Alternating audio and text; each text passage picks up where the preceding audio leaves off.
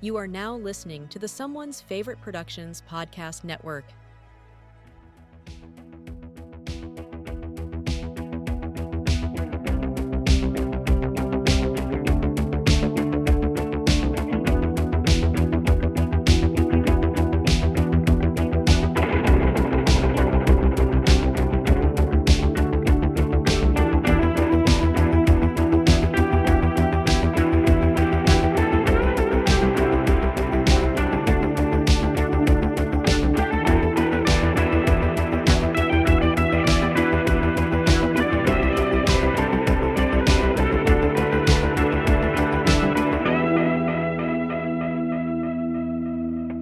Hey everybody, welcome back. Mid-October, the spooky season, episode 6 of Punk Vacation, a Vinegar Syndrome podcast. Y'all know this whole podcast is dedicated to me trying to find joy in unfettered creativity.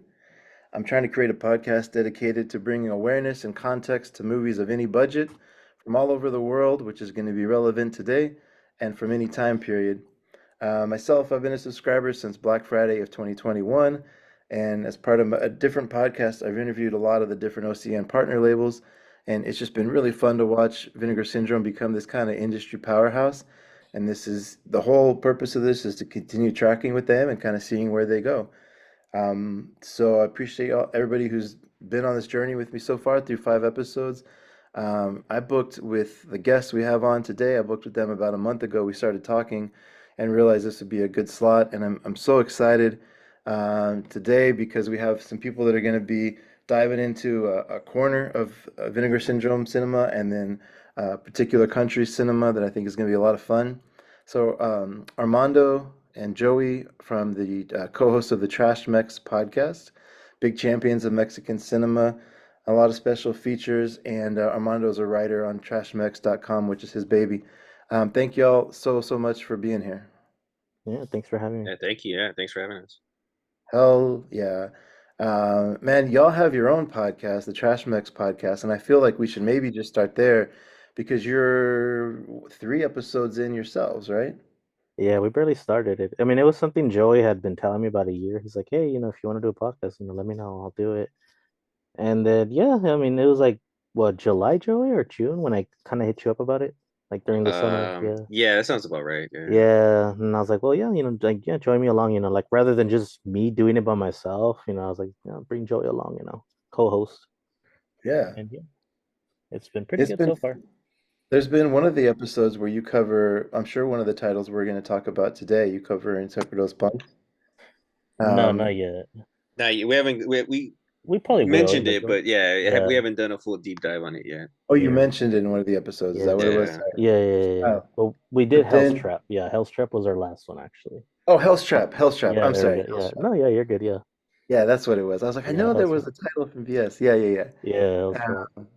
But then it's fun because for anybody that hasn't listened to y'all yet, I think what y'all are doing for Mexican cinema is so cool because it has a very similar vibe to me to what kind of Frank Jang does for Hong Kong cinema, where y'all are not only coming at it as like an outsider looking in, but you really feels like you're sort of a part of this culture and your family is, and like you tell personal stories and you give context for why this guy was a hero in folklore, or like maybe there's a character in one of the movies recently that was from a famous song, and you like called out that song and talked about like the impact on culture.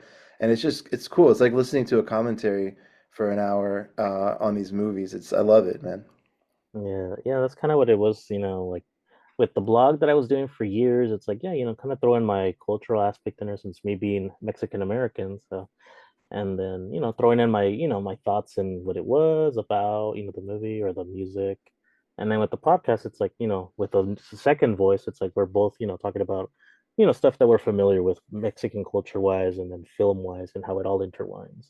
So yeah, so I think we're gonna obviously keep doing this podcast, and hopefully this brings more awareness to Mexican films and then Mexican culture in general as well. Yeah, that's kind of the goal, right? Yeah. I love that.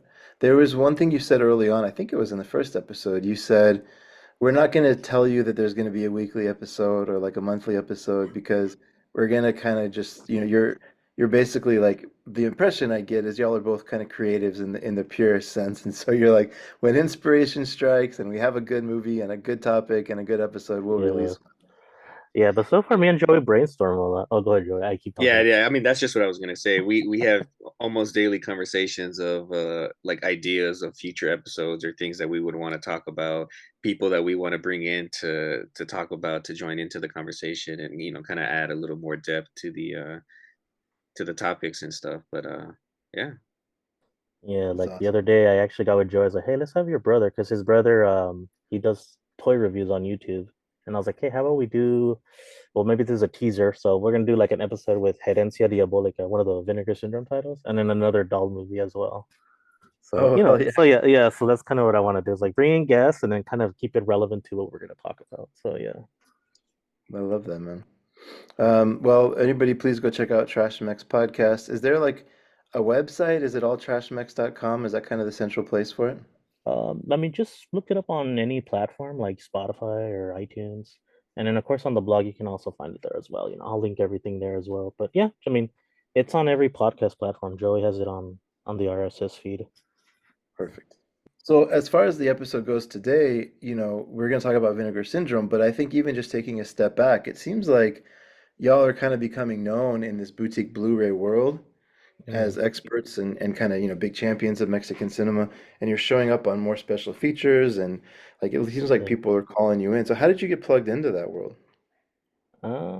Like in Mexican culture wise, or you mean like the Mexican movie wise, or like the Blu-ray thing? Uh, well, I guess you could start there, but I was thinking like how'd you get plugged into the boutique Blu-ray world with like Vinegar Syndrome and Uh, Severin and all these companies kind of like yeah. calling you out to. Pretty much. I mean, for me, it was just Indicator that started it. This was literally last year. And I work with Indicator on the Santa versus the Writers of Terror Blu-ray. I did a special feature, talking about Rene Cardona. And then Yeah. like over the years, like back and forth, once Vinegar acquired these titles, and I was helping one of their salespeople, like kind of like, tell them like, hey, you should sell them these movies, or hey, maybe this one would be one to sell them to. Like, yeah, for sure. And then on the Punks Blu-ray, yeah, I actually got hit up by one of them. They're like, hey, do you have any like poster like art or anything like that? And I was like, yeah, so I provided them lobby cards, and then they ended up putting it in their booklet for the essays, so it's in there as well. And If you then look yeah. closely, you'll see our it's autographed to Armando on the lobby Yeah, card. yeah. So if you look on, you open the booklet and you see the lobby cards. You zoom in like a couple of them, you'll see my the autograph from one of the actors, because I met one of the actors from the movie and he signed it. That's So yeah, awesome. man.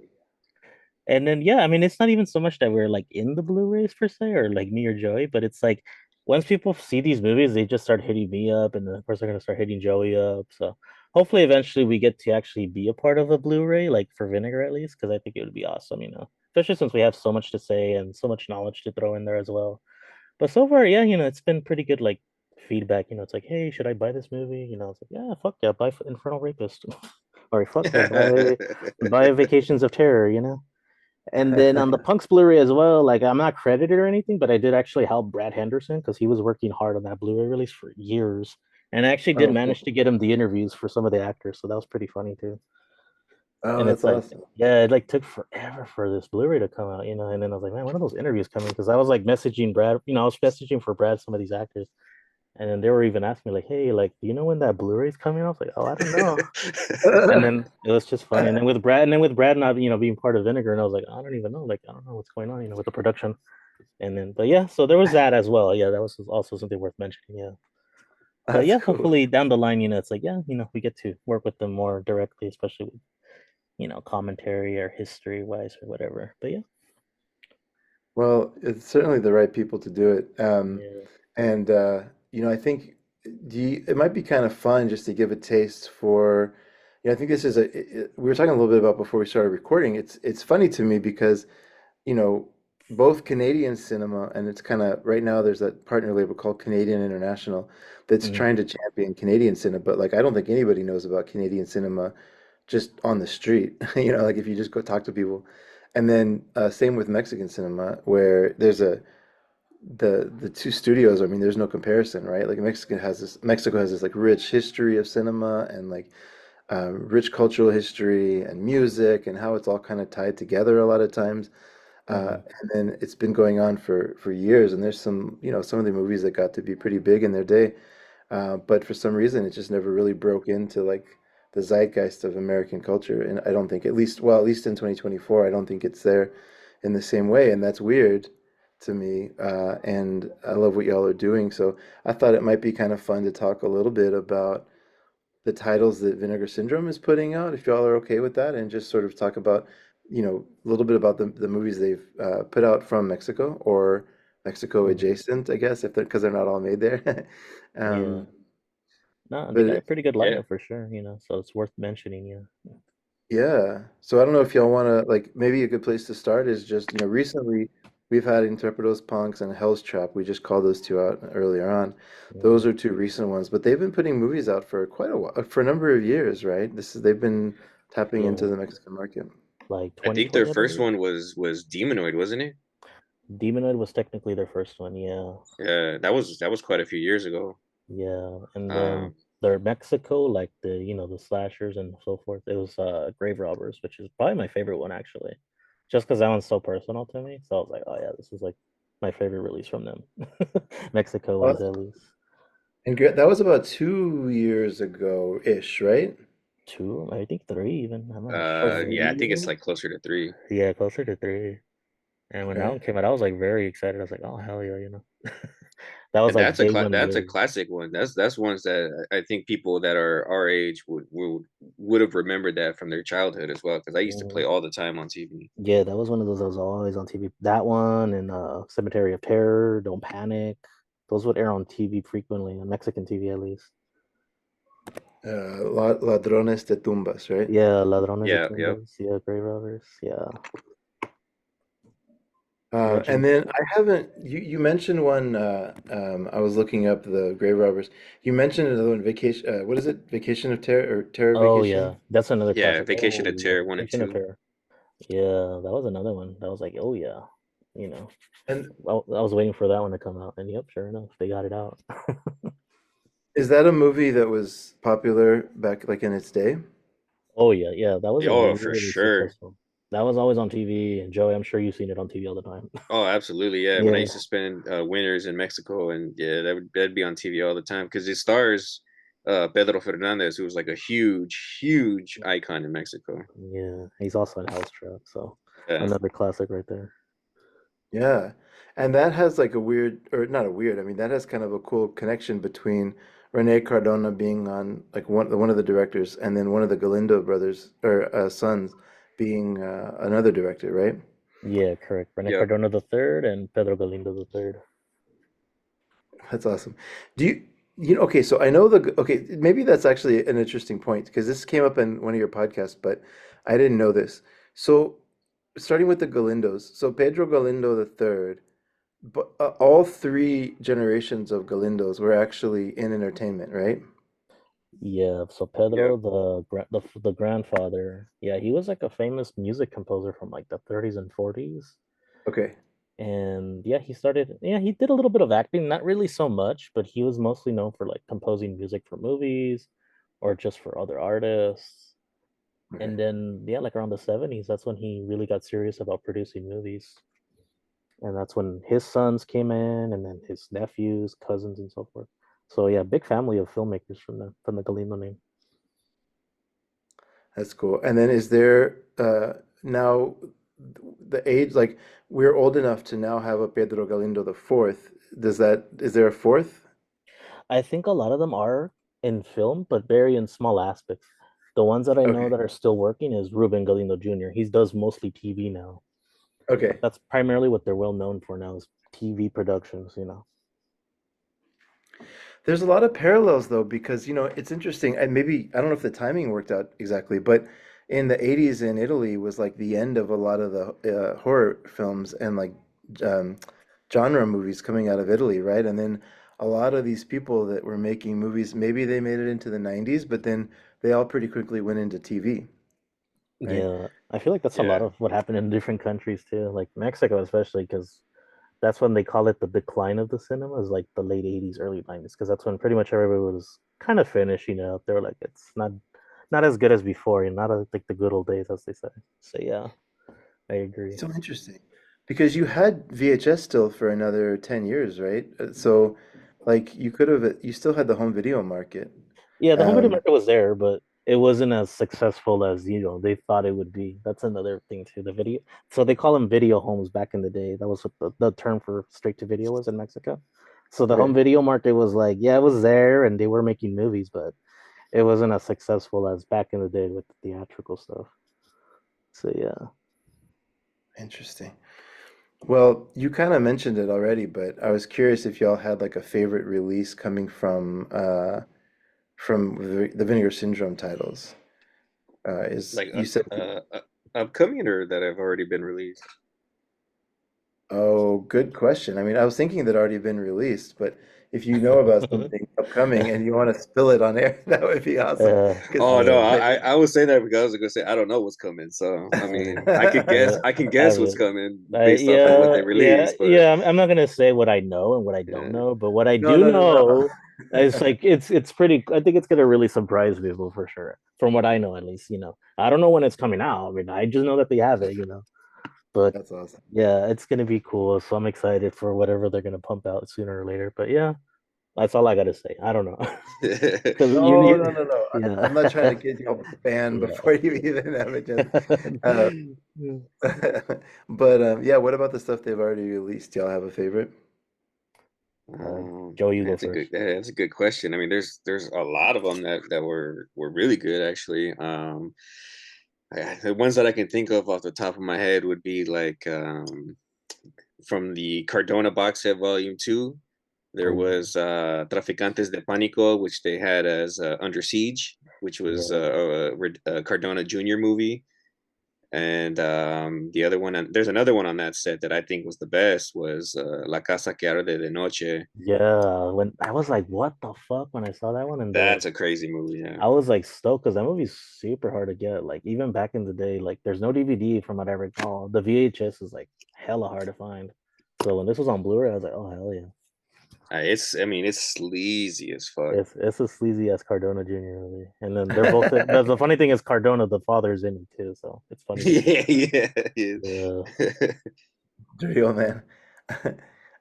But they like, you said you grew up watching these on TV and stuff. So when you're watching these on Blu-ray, like, is this the first time you're seeing them in this kind of pristine transfer? For sure. for sure. Yeah, I mean, there's some that have aired on like the new restorations, or it's like a restored, but it wasn't a vinegar restoration. You can always tell when it's not vinegar for sure, and these were not vinegar restorations at least. Okay, meaning like it's They're Yeah. like able. basically upscales, Yeah, they basically. were Okay, basically Yeah. upscales, yeah. Or they did like, yeah, restore them, but they didn't do the coloring and the details like vinegar does. Like vinegar digs deep into everything and makes it look beautiful. Or audio tracks too. Sometimes you'll find that the audio tracks are Oh, yeah, that's something me and Joey were talking terrible. about. Yeah, that's something me and Joey were talking about. How yeah, some of these restorations from Mexico that are coming on TV, it's like, yeah, they're good, but the sound is pretty bad. okay. Yeah. They have some crazy stories about like having to try to match, they'll have like maybe they'll find a video file or video like a film reel without audio, and then they'll have separately like an audio reel that's kind of beat up, and they'll have to try to match it and try to figure out like, you know, why there's like gaps in certain places and how to fill in those gaps and everything. I don't know. It's some of the Mm, restoration work is really like Indiana Jones kind of stuff. oh, yeah, for sure. Because you think back in the day, it's like they weren't thinking about archiving this stuff. They were just like, all right, we made our movie, let's put it out. Who cares about this material? Just dump it or whatever, put it away. That's so interesting though to me because you think like filmmakers in any country are pretty proud people, right? Like they're usually some arrogant like sons of bitches, right? Yeah, And like when you look at the Herencia Diabolica, I mean that was only what a video transfer. Yeah. So it's like, oh man, how imagine if they had like the actual 16 millimeter negatives, it would have looked beautiful. But That'd be again, sick because that's one of my favorites. yeah, that was my favorite too. And then like it's like, ah, it's a shame it's only video. But back in the day, making these straight to video movies are just like, ah, fuck it, we made our movie, put it on video, we're good. Yeah, I think that's part of the process too, because a lot of Yeah, these fools were making movies just constantly, so there's no real time to actually think about what are the people 40 years later going to be thinking about watching these movies. Like it was just get these things done and move on yeah, to the just next one. just put it out and get to the next movie. You know, the story, the very first story I heard about some of this kind of stuff was the all those old Monty Python TV shows and like movies. Hmm. Well, no, the TV show. All those Yeah. old Monty Python TV shows. The BBC used to record over old TV shows because like, Oh, yeah. I heard Yeah. about and that. so Yeah. John Cleese or one of them had to like buy the reels and be like, no, we're gonna like keep this. And the BBC was like, what? Why? Like, anyways, otherwise we would. I mean, I just think about like how many other shows that are maybe even better than Monty Python, that like just got erased because nobody thought to do that. And then you talk about like I know in the Philippines this is a huge issue where you have like weather degradation because it's like a humid climate and so stuff just starts breaking down because it's not being Oh, stored. yeah. Hmm. A Um, lot of those Asian films are like that, right? yeah. And Mexico's pretty humid too, right? Like it's getting closer to the equator. Yeah, but I think what it is too is just again they were just not thinking about archiving per se. They were just like, let's keep going, put it out, put it on video, put it on a, I don't know, put it on a dupe 35 millimeter or whatever. Let's get Hurry it up and going. sell it. Yeah, and let's just sell it. That was always the business of them. It's just like let's just keep going, let's keep going. That was their grind. Every month, different movie. The material, who cares? Put it away, put it in our garage or something.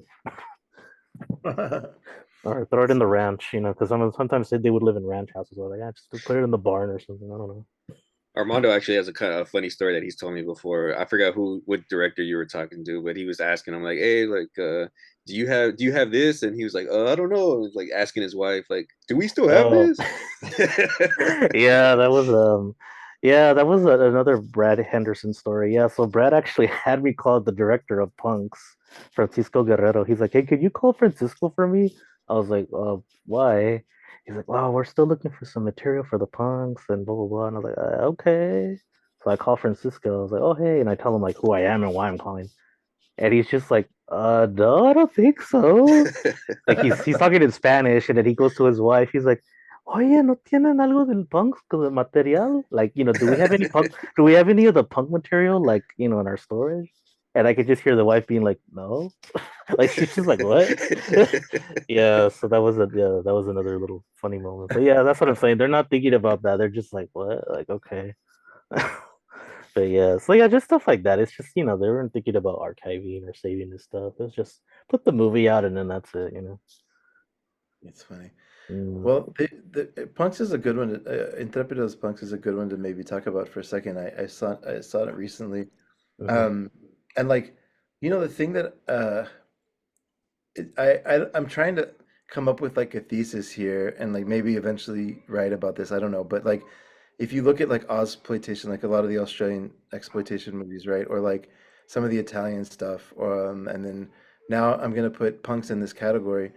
There's certain filmmakers from these different like genre movements that just have like a rough edge about them, you know? They're Hmm.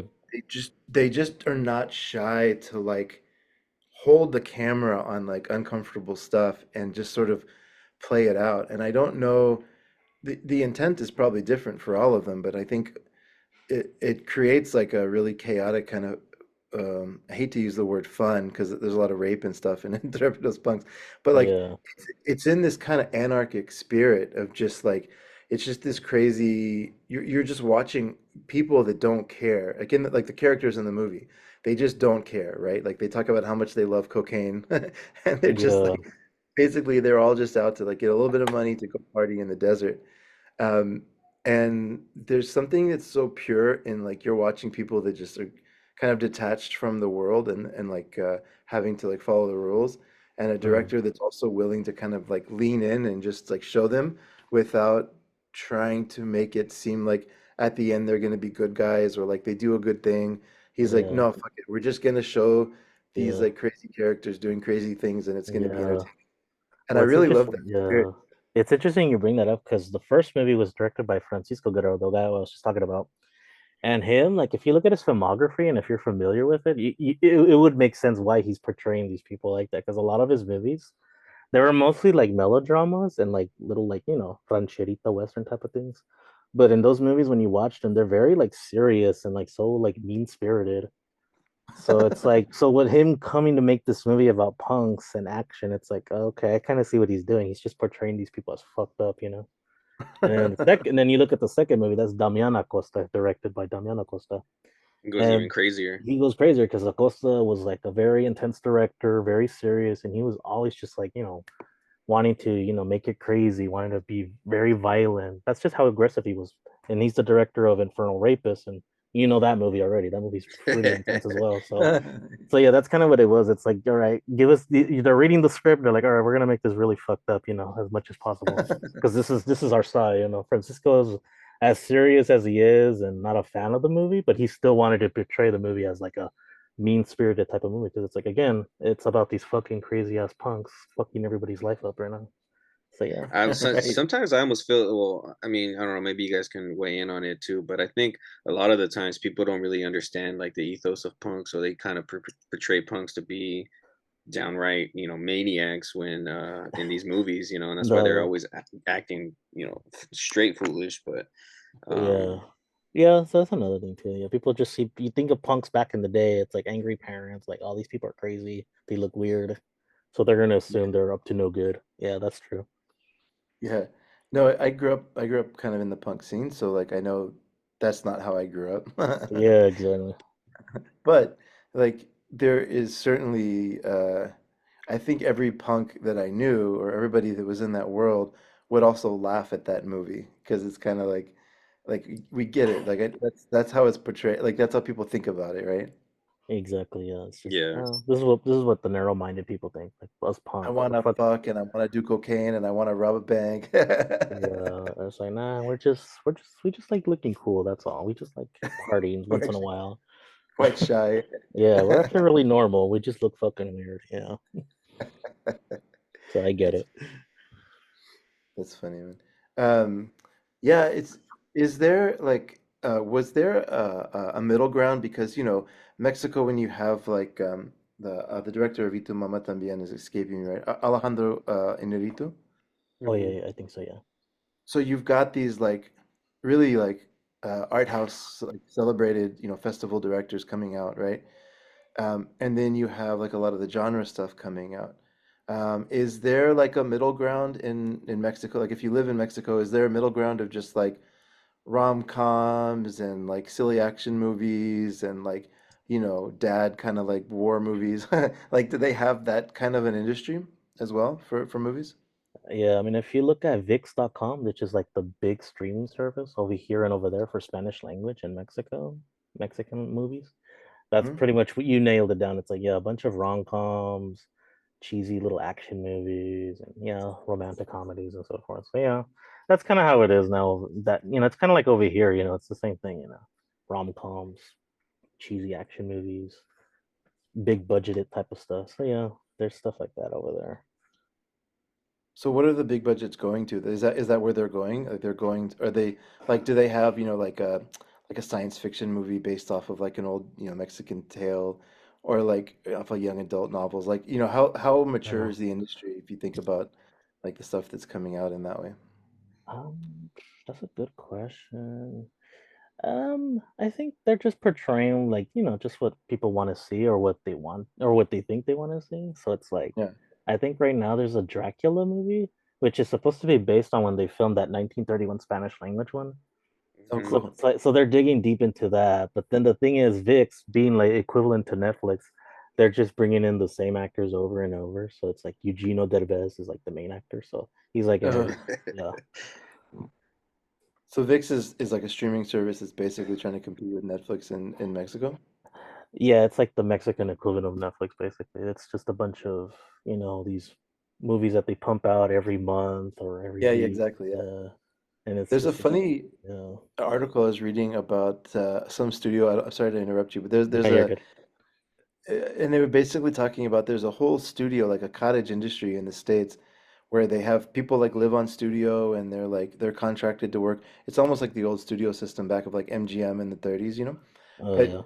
but they're just making these like shitty movies that they go on like Lifetime or like Tubi Netflix or originals. Yeah, yeah Tubi yeah yeah yeah originals. exactly. Yeah, there we go. It's all the same people. I mean, it's good money if you can get it, I guess, right? If you're on the cast or something or crew, like it's a Exactly. steady paycheck, I guess. Anyways. Yeah. Cool. Well, I think that's a good, yeah, like if you're gonna, I remember one question, and I don't mean to put you on the spot, but if you think of like somebody who's saying, okay, you know, what would be like a movie or let's just start there. What would be a movie to start with if I wanted to kind of get into Mexican genre cinema from the Vinegar Syndrome line? Like I'm on the website, it's like a Black Friday sale. Like I want to try to dip my toe in, with one or two titles. Like are there a couple titles that pop to mind for you? Joe, you go first. Yeah, well, I think we kind of touched on them a little bit. The Grave Robbers is a good start. Uh, Don't Panic seems to be a good movie that plays with a crowd. Yeah. For my personal taste, I honestly would say the Cardona 2 box set. Um, just because it kind of goes all over the place. There's action, there's drama, there's it's not just sticking to one particular style of movie. So I think you get your money's worth on that. Um, Herencia Diabolica is a great one. I mean, you can't really go wrong with any of them. If you like action adventure movies, then you can get the Cardona 1 box set. That's kind of Yeah. the Taboada box set too. That's a great box set. I mean, there's Yeah. tons of them. It Yeah. really just depends on what people's interests are. Yeah. I like more sleazy stuff, so that's kind Yeah. of And then me just being like, I mean, I'm very open-minded with my taste in cinema, whereas like back in the day, my teenage years, 20s, always horror, some action. Now it's like more broad-minded, so I'm always trying to find like other kinds of movies. So for me, it would be the films of Enrique Gomez Vadillo, which is the Vinegar Syndrome Labs. And I actually really like that set just because it has three different movies from the same director, and then they're all very, different themes. You got your gay, thriller, psycho killer, Johnny Chicano being this like a drama about Chicano life and in Yeah. in the high desert of California, and then you got Yeah, yeah, yeah. Savage Summer, which is probably my favorite one. I was actually stoked when they had that on Blu-ray. Savage Summer being this like erotic thriller melodrama, very prestigious, and I just really like that one. That's like one that I always tell people to watch and then like to check out because I feel like people need to, be more open-minded with their taste in Mexican cinema. It's like, yeah, you can see all the horror movies you want to see, but then it's like, Mexico has so much to offer too. Mexican cinema has so much to offer other a than just lot. the horror stuff that everybody knows of or that are getting to know of, So that would be my choice right there for sure. And just like So, Joey, Cardona Volume 2. Can't go wrong with You know, Cardona. you know, it's actually another good one that I rewatched a couple months ago. Was it Guns and Guts? Oh It yeah, came on a double feature with Hot yeah, Snake. with Hudson, Fuck yeah, yeah, those are two great Western movies. yeah. Like if you're into spaghetti westerns and all of that, yeah, you can't go wrong with Hot Snake and Guns and Guts. Beautiful movies. I was hoping you brought that up. Yeah, I love those Yeah. are so great. Um, I just really quickly on Enrique Gomez Vadillo. So, it was funny because, VS Labs is like, I'm still trying to figure out kind of what they are. I think they're just trying different things, which, I mean, it makes sense. They're called labs, so I it know. So makes I was gonna sense. say, I was wondering why they kept calling them lamb. Like I was like, oh, and then I read the description. I was like, oh yeah, because they're experimenting with Yeah. what they put out. Yeah, so that's cool. But Uh, I actually did like the whole like labs thing. Yeah, yeah, it's a good idea, but the Muerta en la Playa, the one yeah, I guess that's on the beach, is like, uh, I felt bad a little bit because at times I was like, hey, this is really good, and then at times I was like laughing my ass off because I think maybe they didn't know how to film death scenes that well. Um, like oh the drama's good, but then like one part they like this guy gets pushed off a cliff, and it's just sort of like seems like something you'd have like in kind of a comedy skit. It's sort of not done. yeah. I think what it Um, is too, it's just budget wise. And then the Enrique Gomez Valia, just to kind of touch base on him, he was more of a stage director, I guess you could say, because okay. he was in theatrics and stuff. So I think him just wanting to shoot the scene, he's like, all right, the guy's gonna fall. It doesn't have to be serious. So I think that's kind of what his mindset was. It's like, all right, he fell there. So it's like Yeah. he's thinking he's in a stage play. It's like, all right, he's directing the play.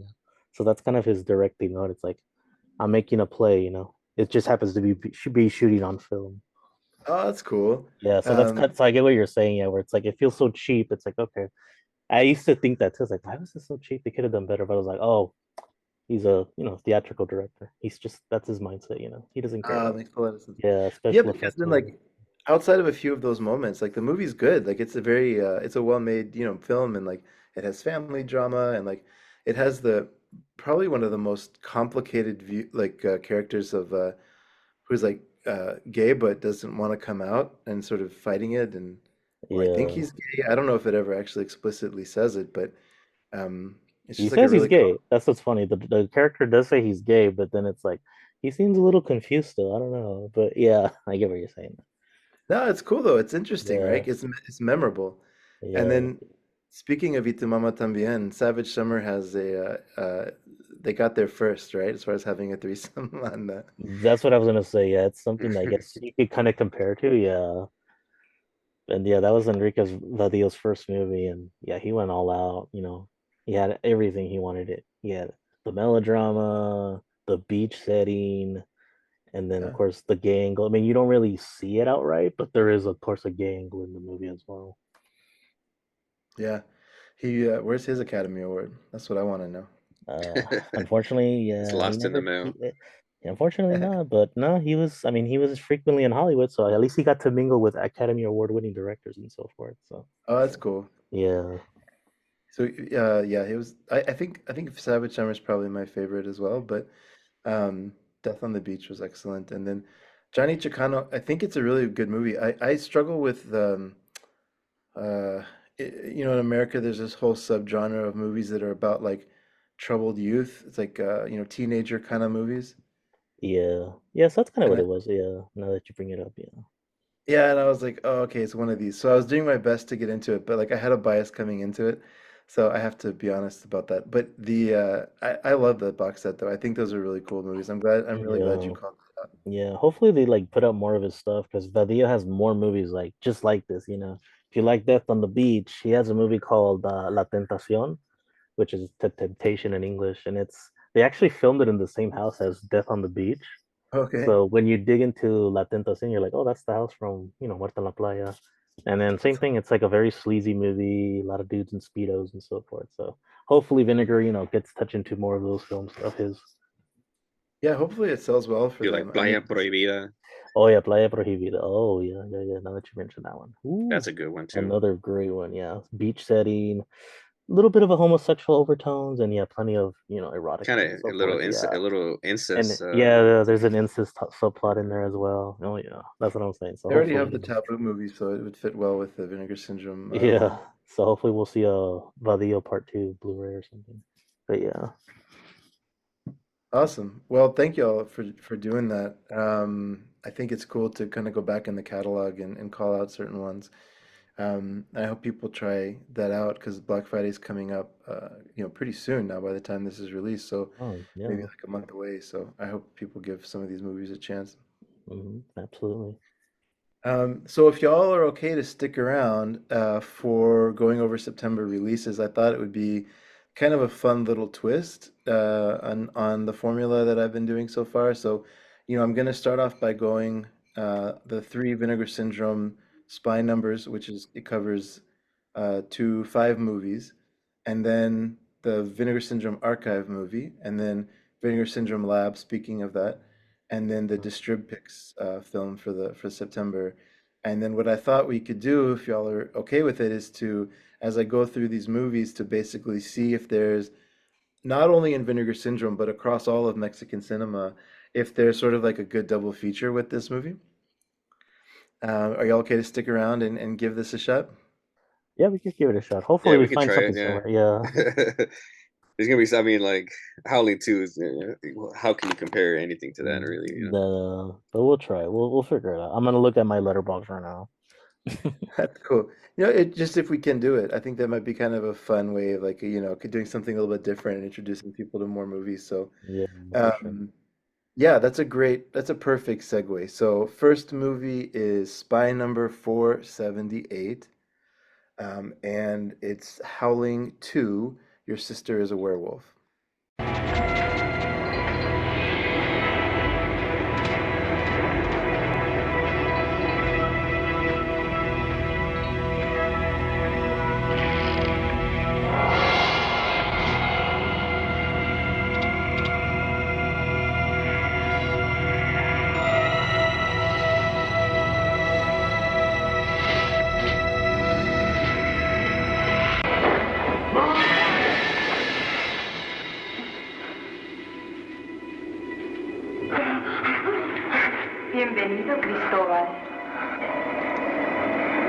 ¿Cómo sabes mi nombre?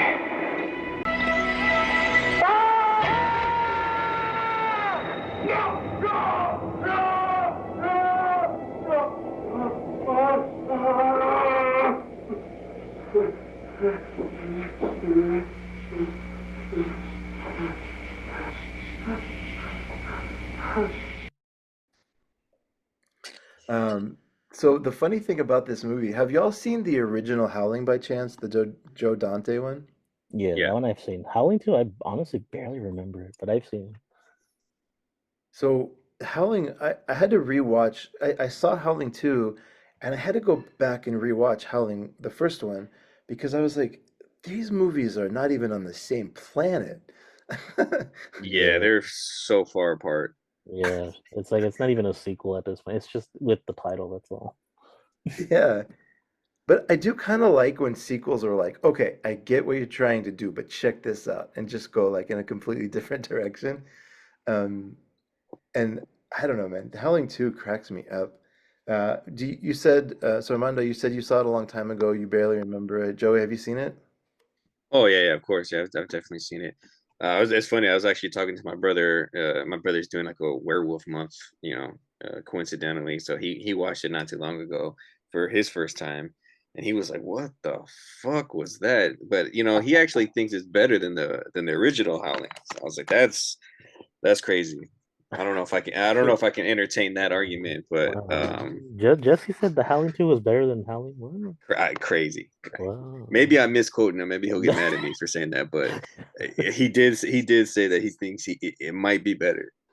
No. Um, So be prepared. Me and your brother are gonna crack a beer over this one because, man, I enjoy. So I love the main thing that pulls me into movies is if they're just doing something different. And like that's why I like a lot of SOV stuff and like a lot of sort of what Vinegar Syndrome puts out, right? Because it's like you're getting people that are, sort of like, no, I understand how to make a movie, or maybe they don't know how to make a movie, but they're like, let me make my own, and then they just pull off some of the wackiest shit. And I think Howling 2 is one of those to me that fits in that category of just like that is a completely unique movie that's not many other people can make. yeah. Yeah, it's definitely a singular watch. I don't know if you can find a Mexican movie that would be It's similar crazy. to that. Yeah. But there is a Mexican werewolf movie. I mean, it's There's a probably, couple, well, kind of yeah, a couple, there's but several. The one that I could think of is called Colmilos, El Hombre Lobo, which is by Rene Cardona the third, actually. that's So that's what came to mind for me too. yeah. Yeah. So, if you want like a more serious werewolf movie, I guess, go with Colmilos, El Hombre Lobo. So yeah. Or you can just go with like a classic Oh yeah. Santo versus Las Lobas or something like Oh that. yeah, yeah, there we go. Yeah, that was actually a discussion I had with my barber actually today. It's like funny that you brought that one up. Yeah. Talking about Santo and the werewolf. Yeah. I feel like that's a pretty good double. I mean, some of those Santo movies are kind of like they go a little bit off, right? Like they're having some fun. Yeah. Yeah, so I guess that's Oh, probably more. definitely. Yeah, so I think maybe one of the yeah, that one for sure. The thing that was funny about Howling 2 for me, or interesting, kind of interesting and funny together, this was an Australian dude who got money to go make a movie in the Czech Republic. And the special features on this are really interesting because there's one where one of the actresses comes on and talks about like going to Czech Republic, or at that time it was called Czechoslovakia, and like how they were still under communist like rule and they didn't allow crowds, but they got like special permission to film because there's like a concert in this, right? There's that song that like keeps coming in the movie. It's like the same kind of concert shot. It's like the same song, and that was the most like all these kids were so excited that there was this film crew there shooting a movie because it was like an excuse to go gather, basically, right? So there was they got super pissed at the production because it was much bigger than they told them it was going to be. Um, and there's like some discussion about whether or not there was like political stuff that was going on while they were because they had an excuse to like go gather, right? Mm. Yeah. Um, and so I don't know. I think the history of the movie is super interesting. And then they got obviously they were able to pull Christopher Lee in, and so Christopher Lee and Sybil Danning and this band and like some of the actors are all just kind of hanging out in communist or Czech Republic or Czechoslovakia, Yeah, it's so random too when tearing you think shit up. about it. Yeah, I don't know. Talking about punks, the Intrepidos punks would have been happy with that. Little introducing a little bit of chaos. Oh, I'm sure they would have. Yeah, oh yeah. But I'm the sure the someone funny on the the, set of Howling 2 was on coke, but anyway, so there's a you good kind of had to have been, right? there's a good chance. Yeah, that's right. That's too funny. But the other thing that I thought was interesting about Howling 2, that the Howling like kind of teased at, and the Howling 2 just like dove into, was this idea of like werewolves fucking. Oh Um, yeah. I don't when I think of like the werewolf story, I don't really think of like the orgy side of it. Like that wasn't part of the stories when I grew up. Yeah, that's a whole different world right there for me. You think of a werewolf, it's like just the werewolf, somebody became it by accident or a curse. That's it. Yeah.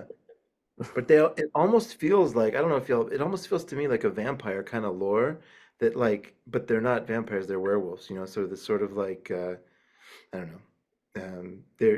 It's just like a different lore than I grew up with, but I don't know, I think it's an entertaining film.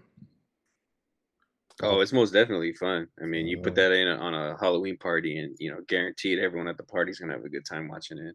yeah. Totally. But Mm. go ahead. Oh no, no, no, no, you're good. Okay. My favorite story, and then we'll move on to the next one, but my favorite story is they asked for werewolf costumes from like the studio in the US or maybe the UK, I can't remember. And they got them in Czechoslovakia, and they were monkey suits from the later fucking what are those Planet of the Apes movies. Oh my god. They were like, "What are we gonna do with this?" And so Christopher Lee was like, "Don't worry, I got it." And he like made up a whole story about how like there's a transformation process, and in the beginning they kind of look like monkeys, and then they become wolves. And they were just like, "All right, fine, just shoot it." And so they were just kind of, I don't know. It was a cool like filmmaking story, I think. Yeah. Oh my god. But anyways, so that's Howling 2. Your sister is a werewolf. It has some of the international names for that are kind of crazy. I think because the main wolf in there is called Stiba, I think, right? Yeah, something like that. And one of them is the international title that happened like outside of the U.S. is Howling 2, something like Bitch Stiba. It's like it's like a completely inappropriate title. Um, they got put out everywhere else. Um, but anyways, so 478 is Howling 2, Your Sister is a Werewolf, and then 479 is a three-disc set of British crime, kind of very light horror kind of crime films called Cruel Britannia, and then it's called Three Killer Thrillers from the UK.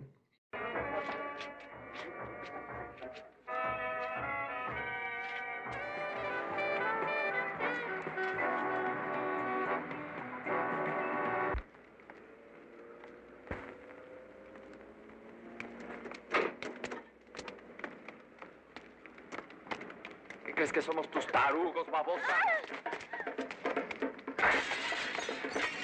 ¿Dónde está el paquete?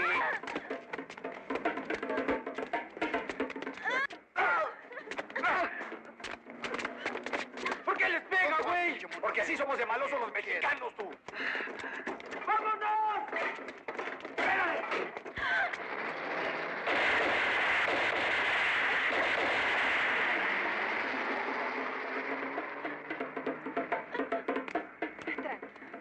Buenos días.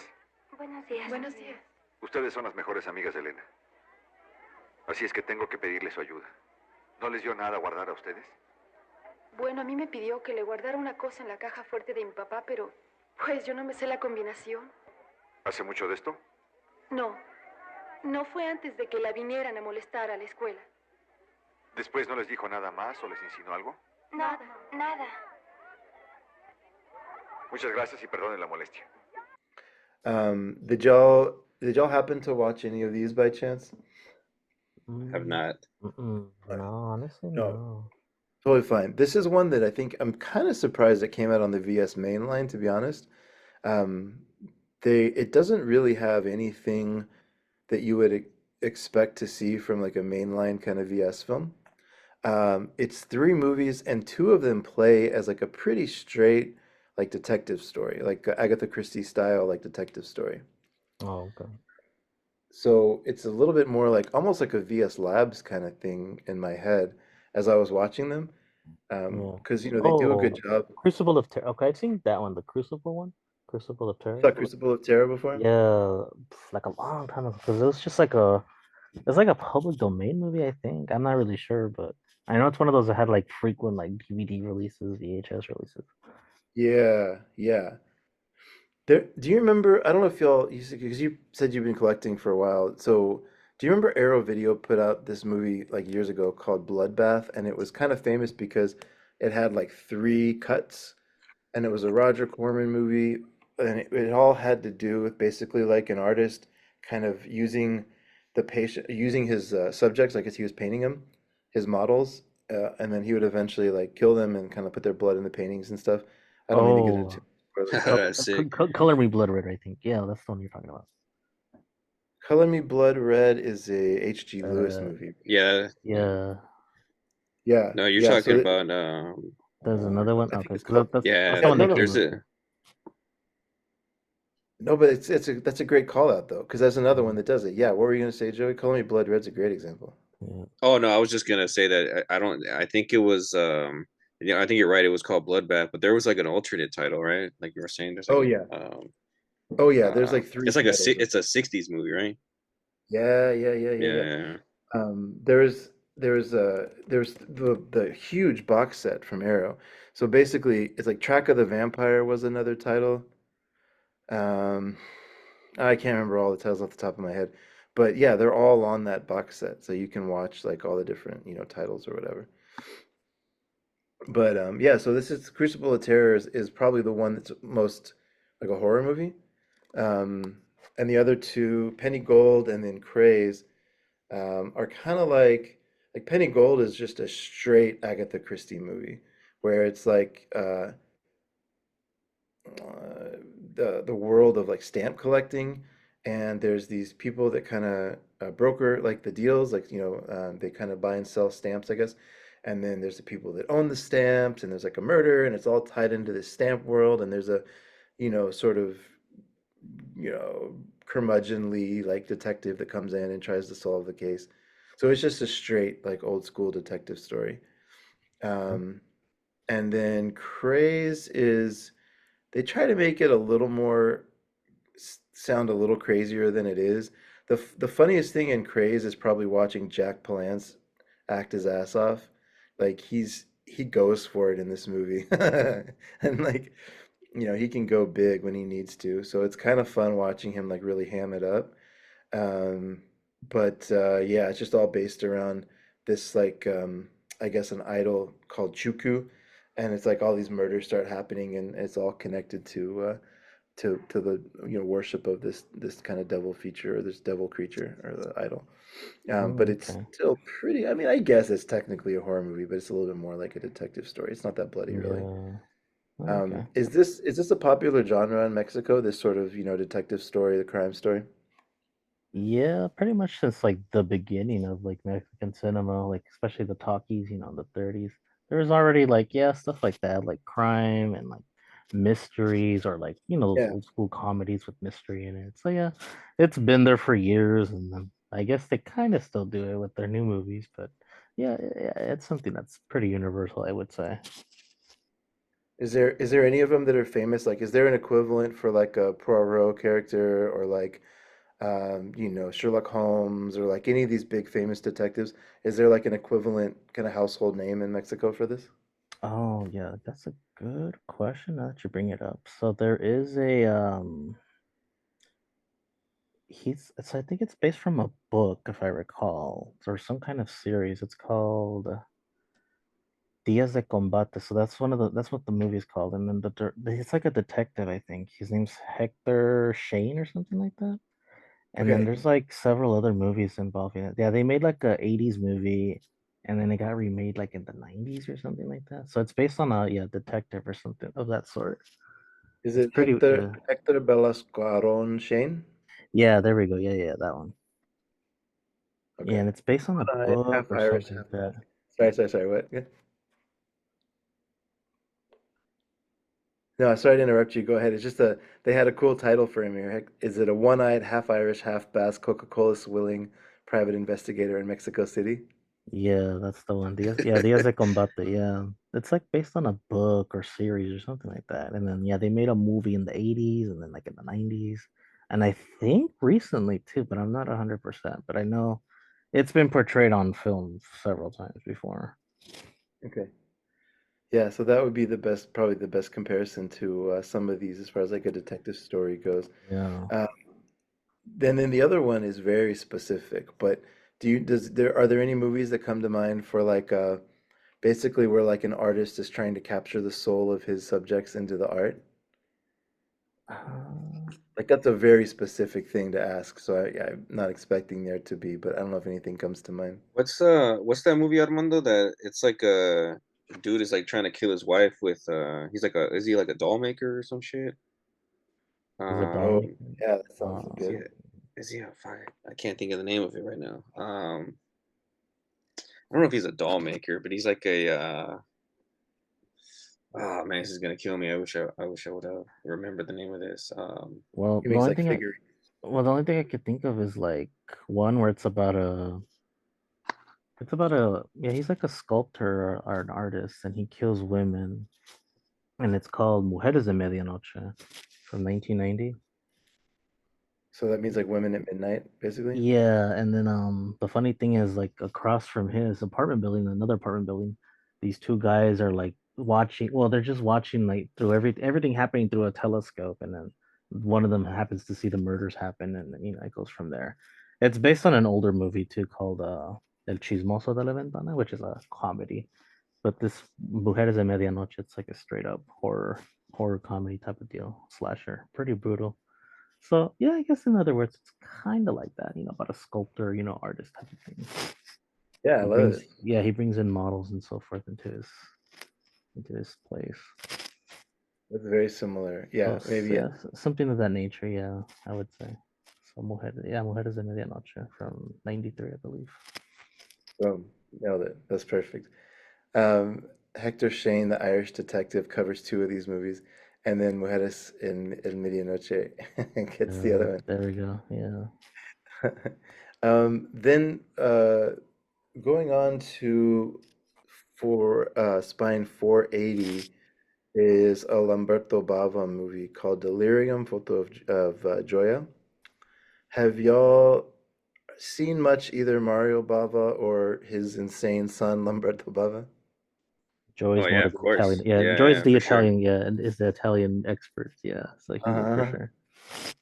Yeah, this is yeah, Delirium. This is that was a crazy one. I remember I have the Blue Underground DVD of it. Oh, cool. Um yeah, it's crazy. Like I know you sent over like a little synopsis about it, but if people haven't seen it, there's like I mean crazy visuals. Um it's it's kind of a far out giallo. I don't know if it'll be everyone's cup of tea, but it's a great movie, man. There, well, you had Michele Soavi and Lamberto Bava kind of working at the same time, and they were both in their own way. They were both really excellent, like visually, right? Like they had a lot of visuals that were really popping. And I think what the crazy thing about this movie is, that people complain in Italian giallo because maybe like the writing isn't tight a lot of times. So as you're going from scene to scene, there's not always like a great like reason why. Sometimes things just kind of happen. And this movie is a I can understand the critiques, but I love this movie, but it's crazy because like all of a sudden this person is like hallucinating, and they have the head has been transformed into like a giant eyeball where you can see all the veins, and like the iris is popping out, and then there's another scene where they're hallucinating, and they're like it's like this beautiful body of a woman with like a fly head on. And so you just get these like crazy visuals, right? That are it's all visual practical effects. So there's no special effects. You know, it was made in the 90s, I think, right? 90 oh, no, it 87. was Yeah, 87. 80, yeah, 87 or 88, something like that. So it was early even. And people went to go see this back in the 80s because Serena Grande was this like famous kind of like Playboy model in Italy. And so it's like another excuse to see all that she has to offer. And there's a lot of it here. Like the nudity in this movie is you know, if you're interested in that, like that's it's a 10 out of 10 as far as that goes. Like it's almost every scene is someone's naked.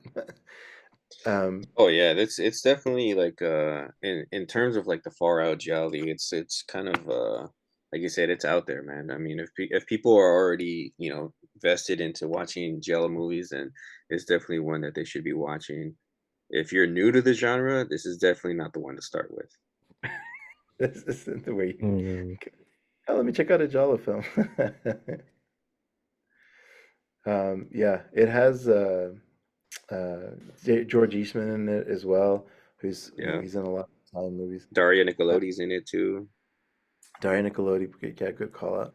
So this the cool thing about this one too is it has a commentary by Eugenio Ercolani. I love he kind of does what y'all are trying to do with Mexican cinema. I think he does a good job of being like a ambassador for Italian cinema. Like he's great at painting that context for what was going on around the world at that time. yeah. And there's a lot of it out Um, there, man. It's yeah, seen the light of day plenty. You know, there's I mean endless amounts of Italian movies out there that have been released. no, totally. Yeah, Cinecittà is like a such a famous studio, right? I think they said at one point it was bigger than most of the lots in Hollywood. Like it was bigger than the Universal lot and bigger than the MGM lot.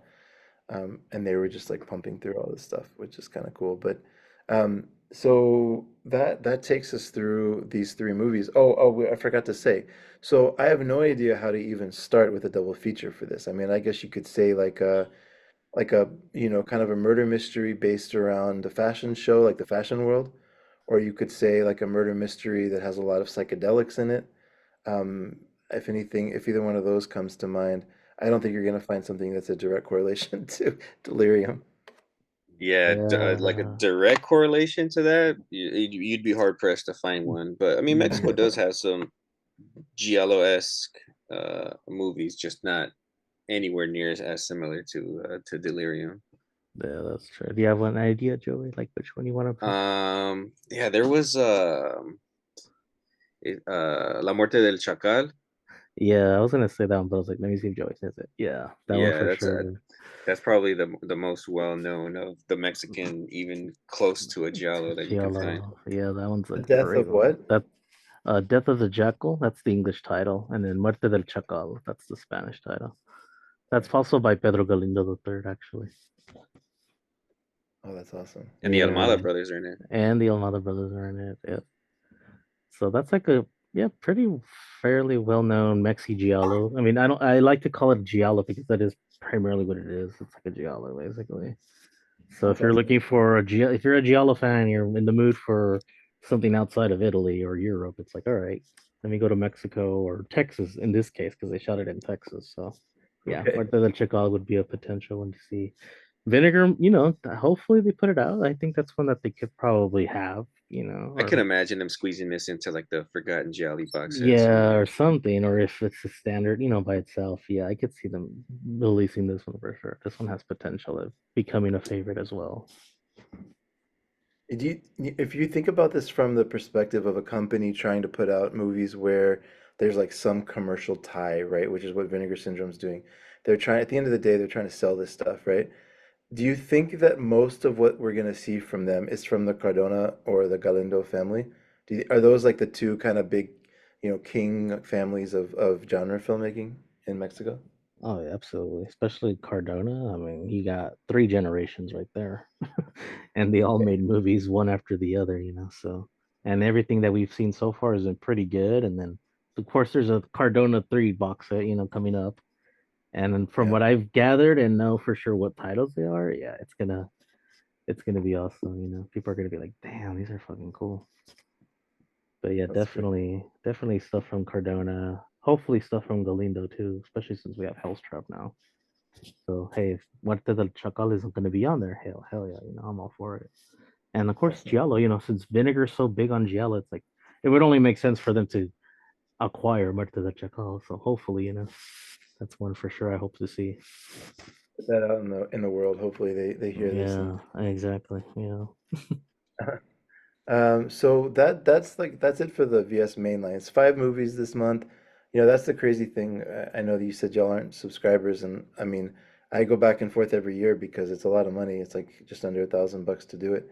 But Yeah. a month like that where there's 5 movies coming out, and then October there's going to be 6 coming out.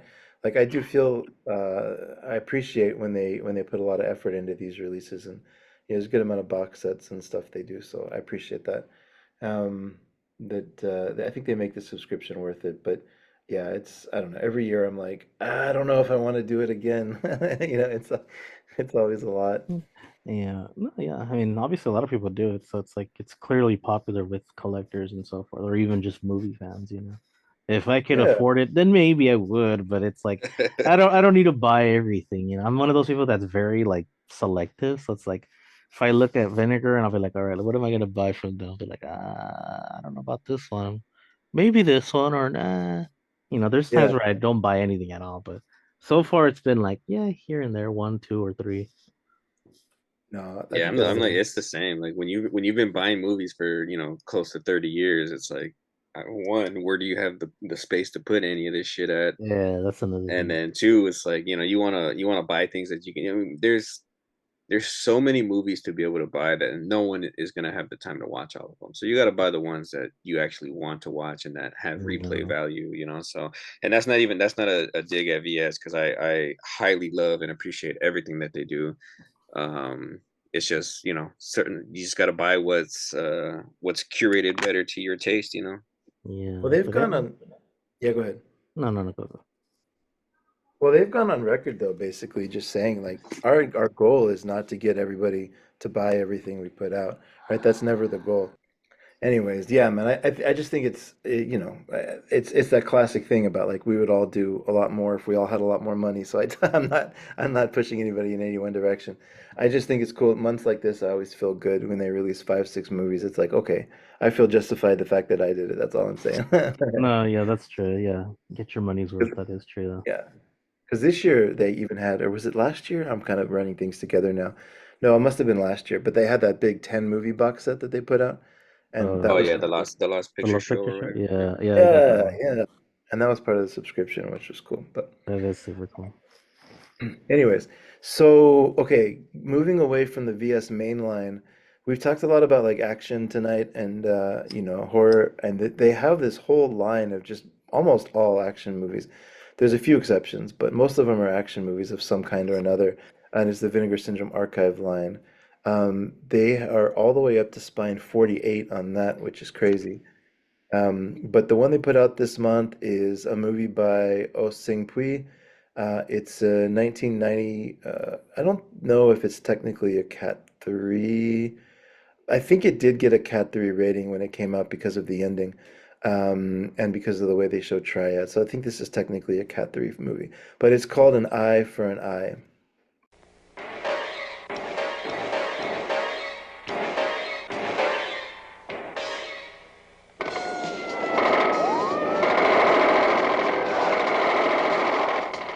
El fiscal de hierro.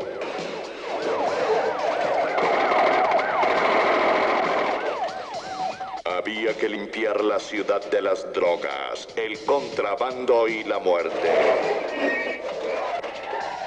Solo un hombre podía hacerlo. El fiscal de hierro, digno representante de la sociedad y la ley. Have either one of y'all seen this by chance? This is this Cat 3 movie. No, Uh, I have not. it sounds pretty good though. Like I did see the listing and everything. It looks really cool. I probably will actually buy that one like in the coming week or so. So if I was gonna say like a reason to get this, there's I think two things that jump out to me. One is that they actually had so there was this interesting thing that the police produced, and I'm a little fuzzy on the details because the way they made it sound on the commentary was that they gave this thing for the public to like view, which sounds weird, but it was basically gang signs from the triad. So they had like undercover cops working with the triads, and they would like come back and like teach the gang signs, and then they like made a book of them and then like published this book. And I think I don't know. I want to hear it like from a second person because the way the commentator made it sound was that it was like available to the public, which just sounds crazy.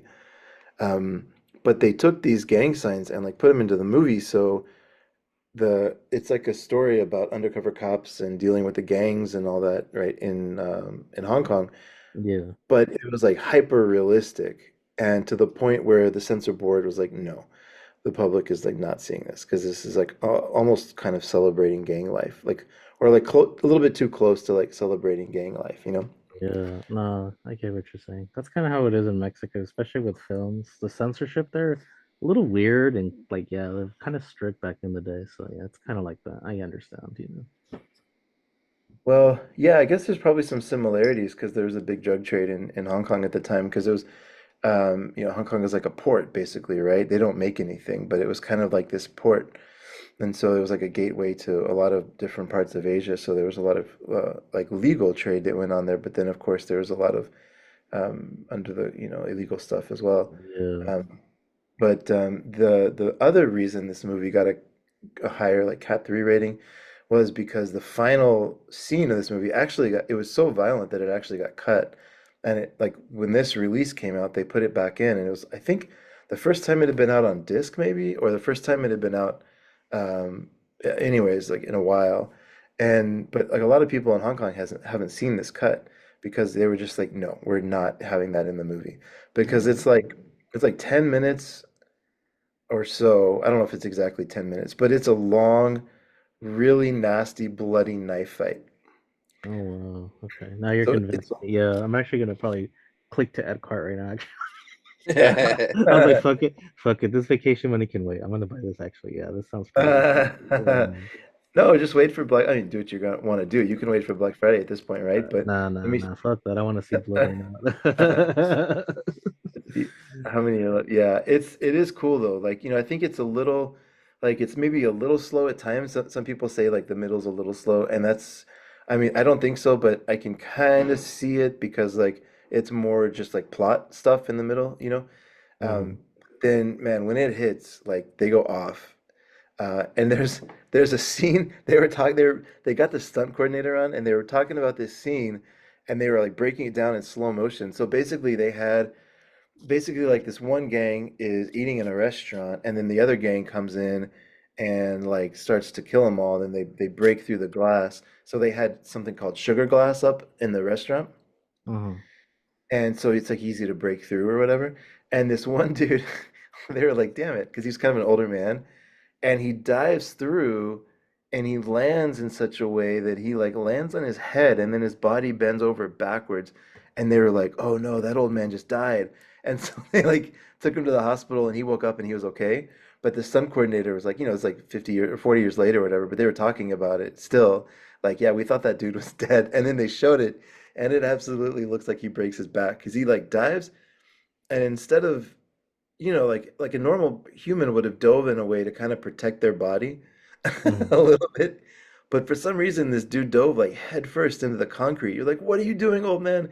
And they said that they think he tripped right before he dove or something. Anyways, but the funny thing is, this like this special feature, they're just like showing it like in slow motion, and they're like, oh, check it out, there he is. Oh my god. Yeah, yeah, that sounds pretty interesting. Yeah, I think that's definitely. Yeah, I'm definitely gonna buy this one. It's funny because this one kind of went over my head actually. Like I don't know why. Now that I'm looking at it, like how come I didn't notice this one sooner? But yeah, now you convinced me. So thanks. Yeah, thanks, Chris. Yeah, no problem. But Yeah. honestly, like how many like there's so many Hong Kong movies coming out now, which is great. Oh yeah, Right? for sure. But like now, Shout Factory just announced two sets from Golden Harvest, and like back to back, they came out. Like one month there's like 12 movies, and the next month it's like 12 more movies. So yeah, they're going nuts from the region. But Yeah.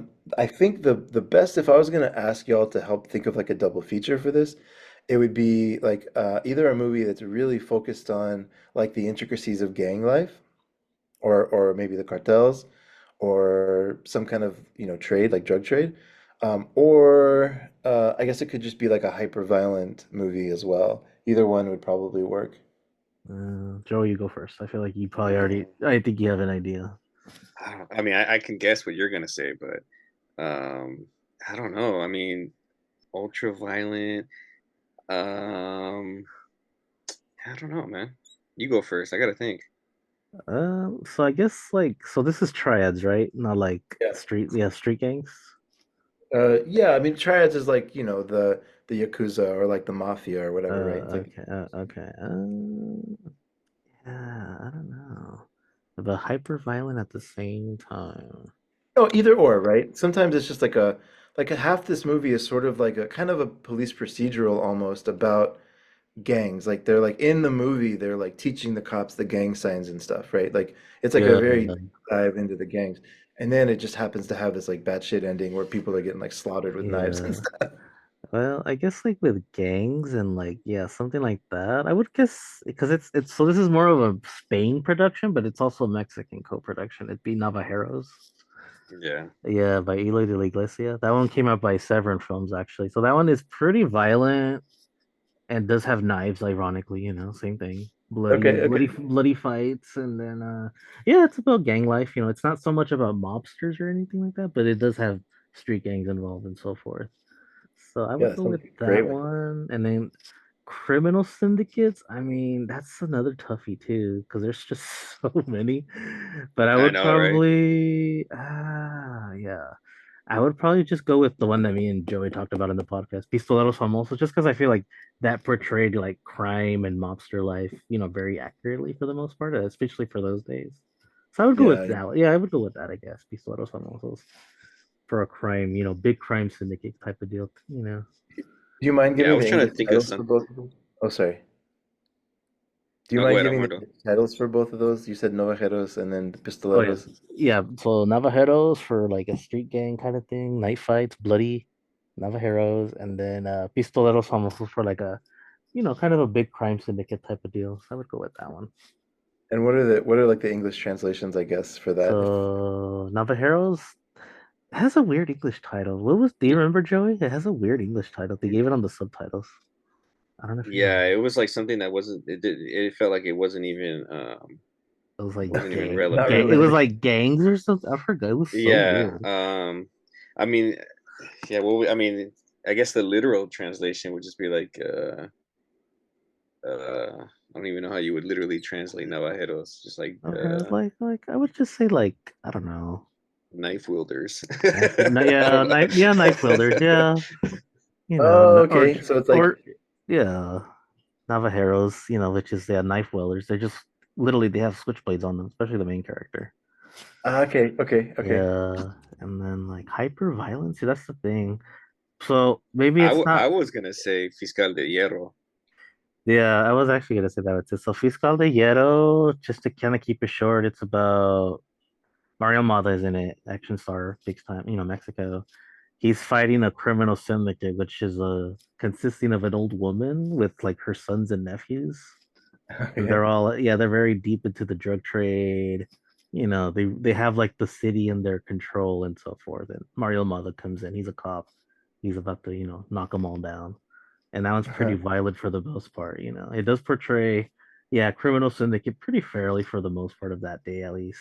And then the violence is just kind of ridiculous because it's like, all right, this is Tons of typical. gunfights Yeah, and lots car of chases and yeah. There's like car chases, and then one guy gets hit. When they're just driving away and they run this guy over. Nice. Yeah, I would go with that one actually. Yeah, that's a good choice, Joey. Fiscal de Hierro for criminal syndicate. So yeah, Awesome. Um, that's perfect. Thank you so much. Now, going back to VS Labs, so they're up to 12, which I guess that means they're not putting something out every month. I guess that means they're putting it out like a few times a year. yeah. But the other thing that's happening in Vinegar Syndrome, which is a little difficult to keep up with, is like they have Vinegar Syndrome Pictures, VS Ultra, VS Archive, and VS Labs. Yeah, I feel like that's something Joey brought up one time. I think when we were talking about like labels, he's like, Vinegar has a lot of labels. Like there's labs. Yeah. ridiculous amounts of. Yeah. It's so hard to keep up with it. Yeah, it's kind of hard to keep up with at times. Yeah. I've been trying to keep up with the archive line because I like action movies and I like kind of VHS era like action movies. Yeah. And so I started buying the VHS archive when they came out, and I'm tempted to sell it now because I think I have all 48 of them or whatever, and like I think I could buy a house with that. Like some of these ones on eBay are going for like a, a lot of money. It's crazy. Oh Yeah. man, that's crazy. Yeah. I'm The guilty of. amount of money that people spend on this shit is it's mind-boggling, honestly. Yeah, the scalpers are like crazy.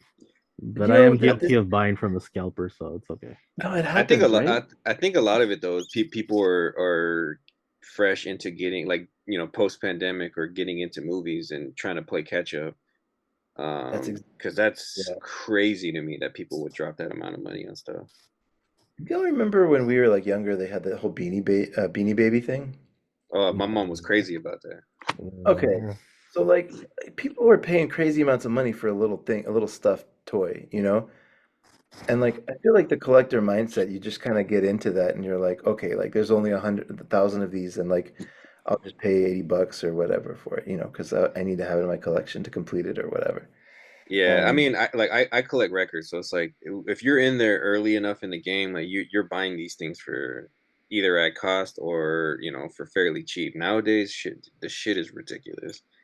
The amount of money that people are spending on movies just to catch up or just a rare titles, like they just buy the standard version, man. It's still 20, yeah, it's yeah, still $25. Like, what are you doing? yeah, yeah, Yeah. yeah. Just for the cardboard. Um, Exactly. yeah.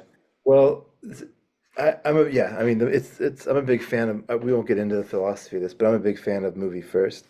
If you like the movie, just get it, best quality you can get it, and the standard still allows you to do that, right?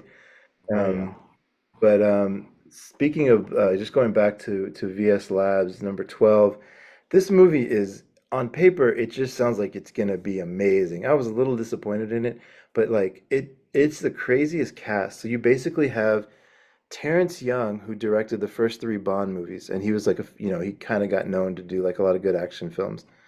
Um, and then you've got this insane cast of like Audrey Hepburn, Ben Gazzara, Omar Sharif, Irene Papas, Michelle Phillips, Rami Schneider, just like James Mason, just like everybody in the cast. It's like these movies that are coming out now with what's it called The Glass Onion. The Daniel Craig is like playing kind of a detective. Oh, Yeah. Knives Out. Yeah.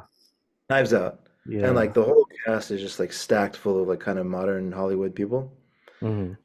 This is exactly what this is like. It's a detective story, and it's just it's got kind of Omar Sharif and playing kind of one of the leads, and like Audrey Hepburn is a little bit older. I think she's probably in her. I'm guessing just by the way she looks, maybe in her 40s or maybe 50s here. She doesn't look like that image you think when you think of Audrey Hepburn. Like she doesn't look like that. She's still a beautiful woman, but she's like a beautiful older woman now. Yeah. But the plot of this is weird. It's just like there's like a tycoon. He's a pharmaceutical tycoon, and when he dies, he shocks like the whole family. He has a big family, and he shocks them all because he gives his inheritance to his daughter, who's like an artist. And he appoints her as president of this company, like I guess the equivalent of like $1 billion company. And but it's still private, and they're all like, you shouldn't do it, and she's like, well, I think let me just like learn about the company. I don't know, maybe there's a reason he like gave it to me or whatever. And they find out that there's like something that's coming up that's gonna save the world. There's like a medicine that's been discovered that's gonna really like change the world for the better. And then all of a sudden, like all these people start dying, so it becomes like this murder mystery, and you realize that there's something foul afoot.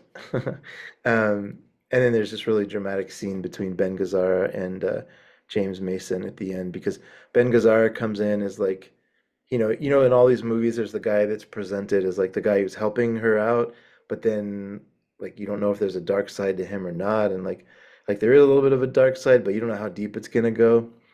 Um, and ultimately, like, who can she trust, kind of thing. So it's a yeah, it's another murder mystery. Um, she's on record as hating this movie, which is kind of funny. Um, but it's I thought it was okay. Have either one of y'all seen this one by chance? I've heard of I it, but have I've never not. seen it. No. Yeah. I'd be interested to see the reaction to this when people watch it because it's definitely like a really over the top kind of murder mystery. It's like where I don't even know why. Like you get a cast like this and you I would have expected a little better writing and like better acting. I don't know. It's an interesting movie, for sure, but like I don't know how to like place it necessarily because it wasn't what I was expecting it to be.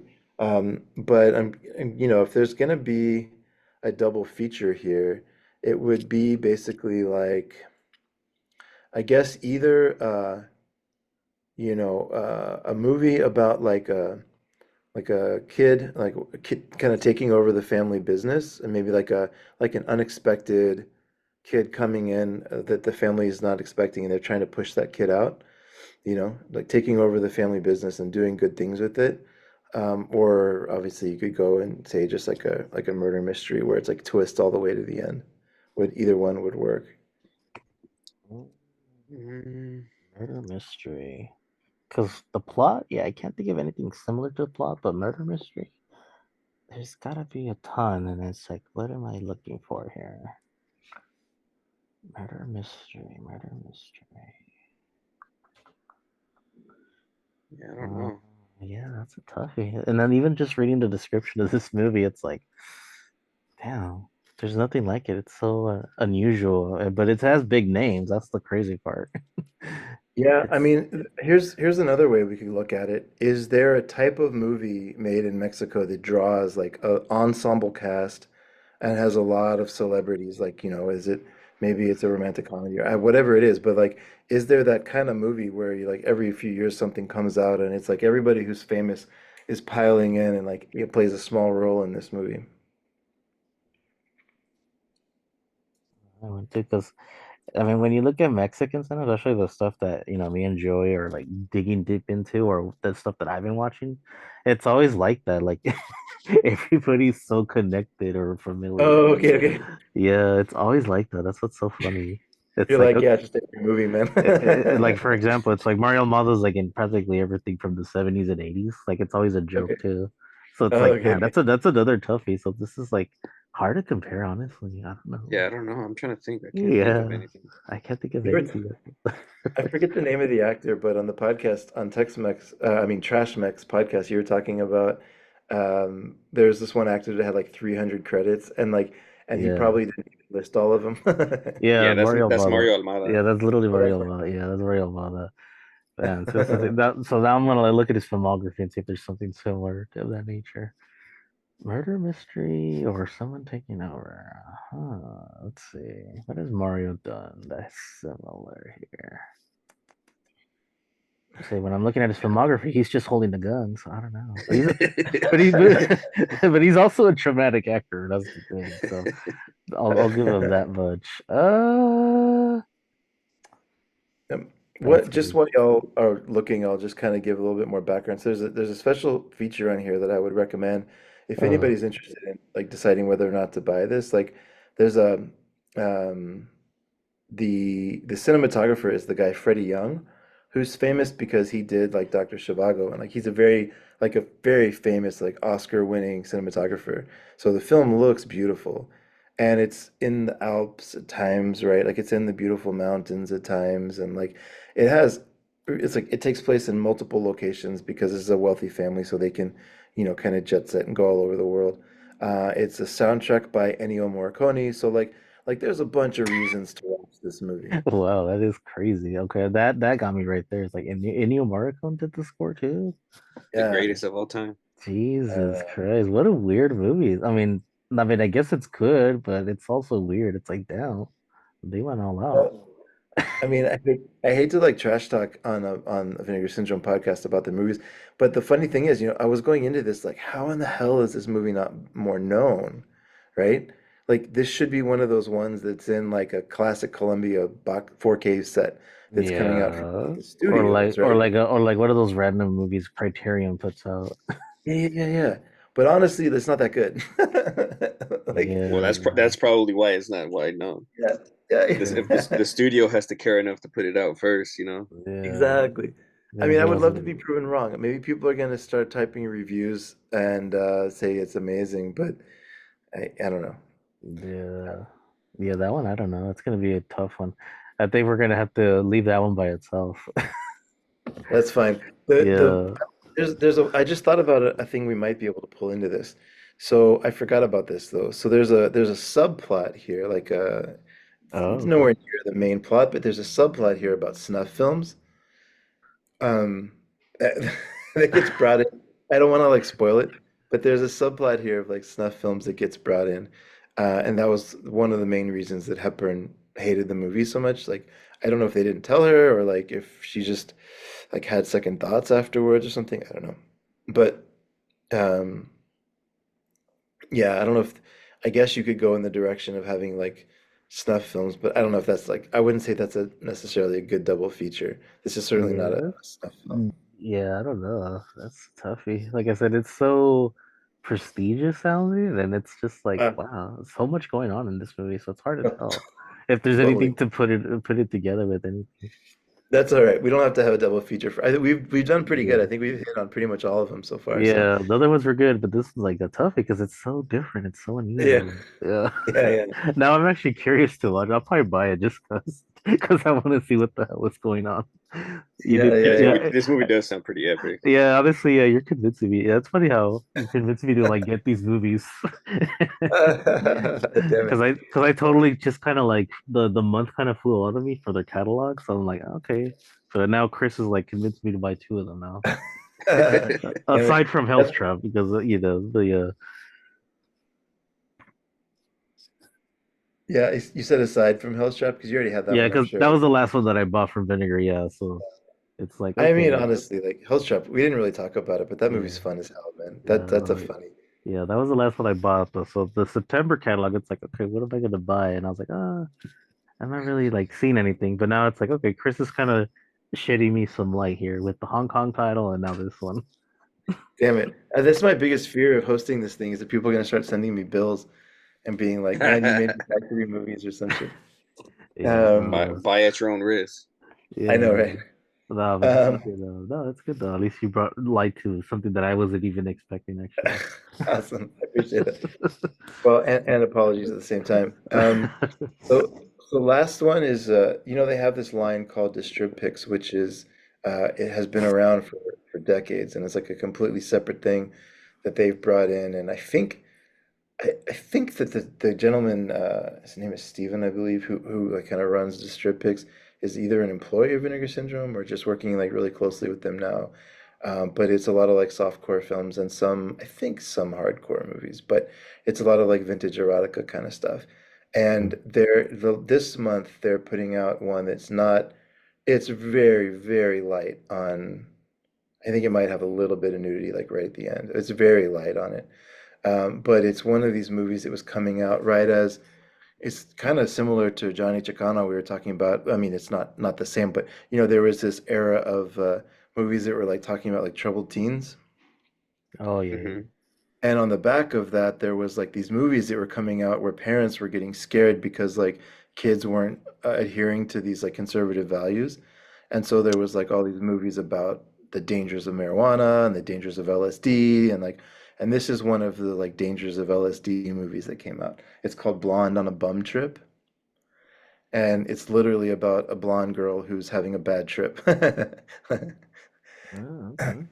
And she like ruins her college career and like goes into she's like this good girl that gets into a prestigious university, and then LSD ruins her life and she goes home to her mom and her mom's like, I told you so, and that's the whole movie. Mm. um so I don't know, did this movement happen of like the anti-drug, anti-sex, like where was any of was there a movement similar to that kind of in the 60s or 70s in Mexico? Oh yeah, a lot of that, and then of course a lot of like political movements. Of course, all that intertwines with having recreational drugs and so forth. So yeah, it's again kind of a global thing. It's like yeah, this is always happening. Yeah. And to double feature that, yeah, that's kind of another hard one too. But from the way it looks, from what I'm seeing, like I would probably intertwine this with like probably Rene. Yeah, it's actually a Rene Cardona Jr. His first movie. It's called Los Desvergonzados, the Shameless Ones. it's very experimental. Like you could tell he was just, it's shot on, it's the way they shot it was its point of view, so it's just one single camera. You never see the main character. Okay. And it's kind of the same thing. It's just like him, going to these different places, meeting different people, and it's all taking place in the '60s. So yeah, I would probably intertwine it with that one. If you're in the mood for something from the '60s, that whole movement. Perfect. So, yeah, the first Rene Cardona Jr. movie, the Shameless ones. All right. Is it and these are mostly available on Vlix or Vix or whatever? Yeah, this one's on VIX actually. It never got like a video release to my knowledge either. So it was interesting to see it just one day it was streaming. I was like, oh, this is actually available to stream. And That's it's cool. his first movie too. But it's very, you could tell it's just him experimenting, It's not like a serious movie per se, or it's not really like Yeah. well done. But obviously him being a Cardona, he had the budget to, use a camera and get a cast and so forth. But it's pretty cool. And then it is kind of similar, it's about, young people, out of control and so forth.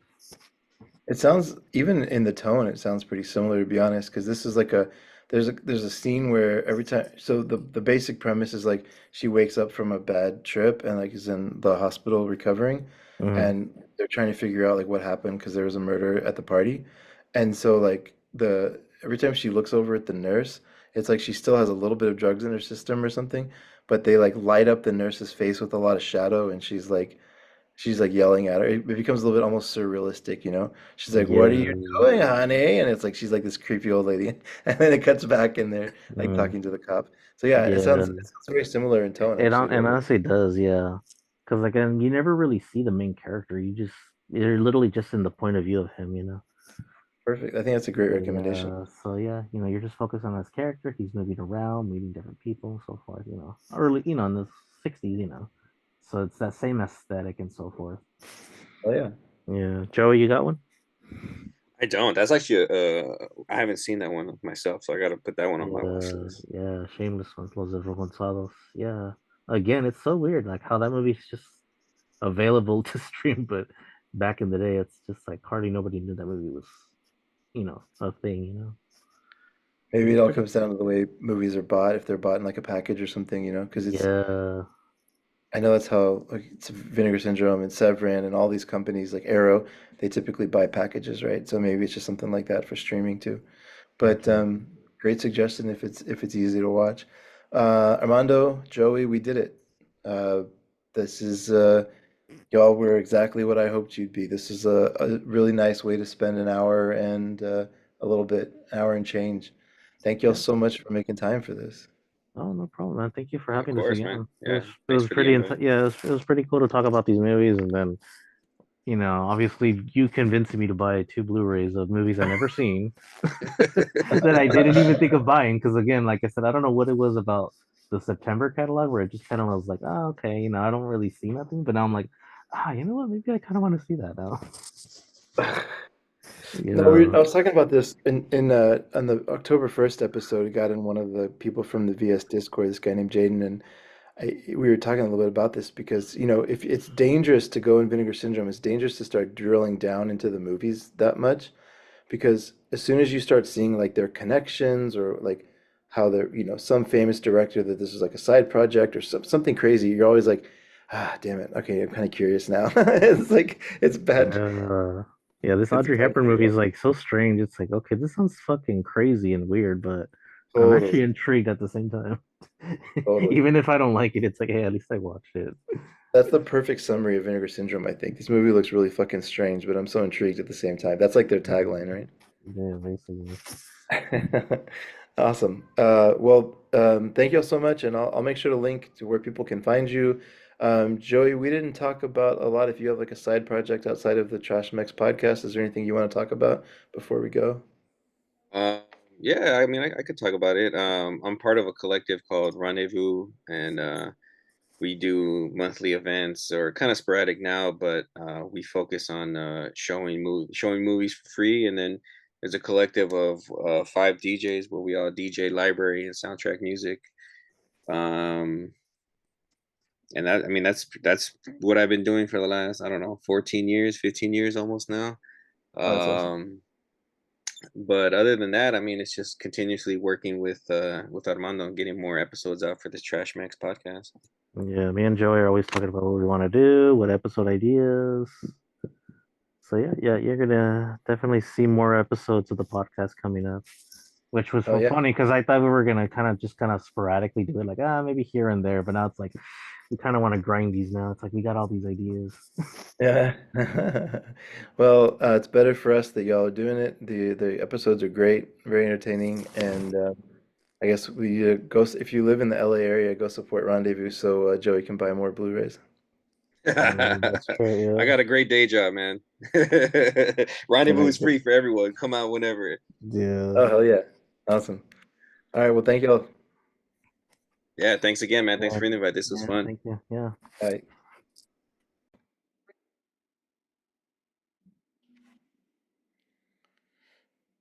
That was so cool. Armando, Joey, just thank you, y'all, for coming on, and I really enjoyed that segment.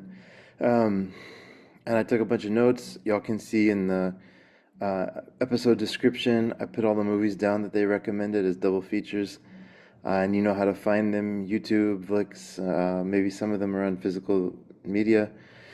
But yeah, that was just that was exactly what I hoped it would be. I really appreciate it, y'all. Um, so we're gonna do something even, well, I guess I can't say different now because it's the second time. Celeste de la Cabra is back. She's gonna talk about the some of the adult titles that have come out.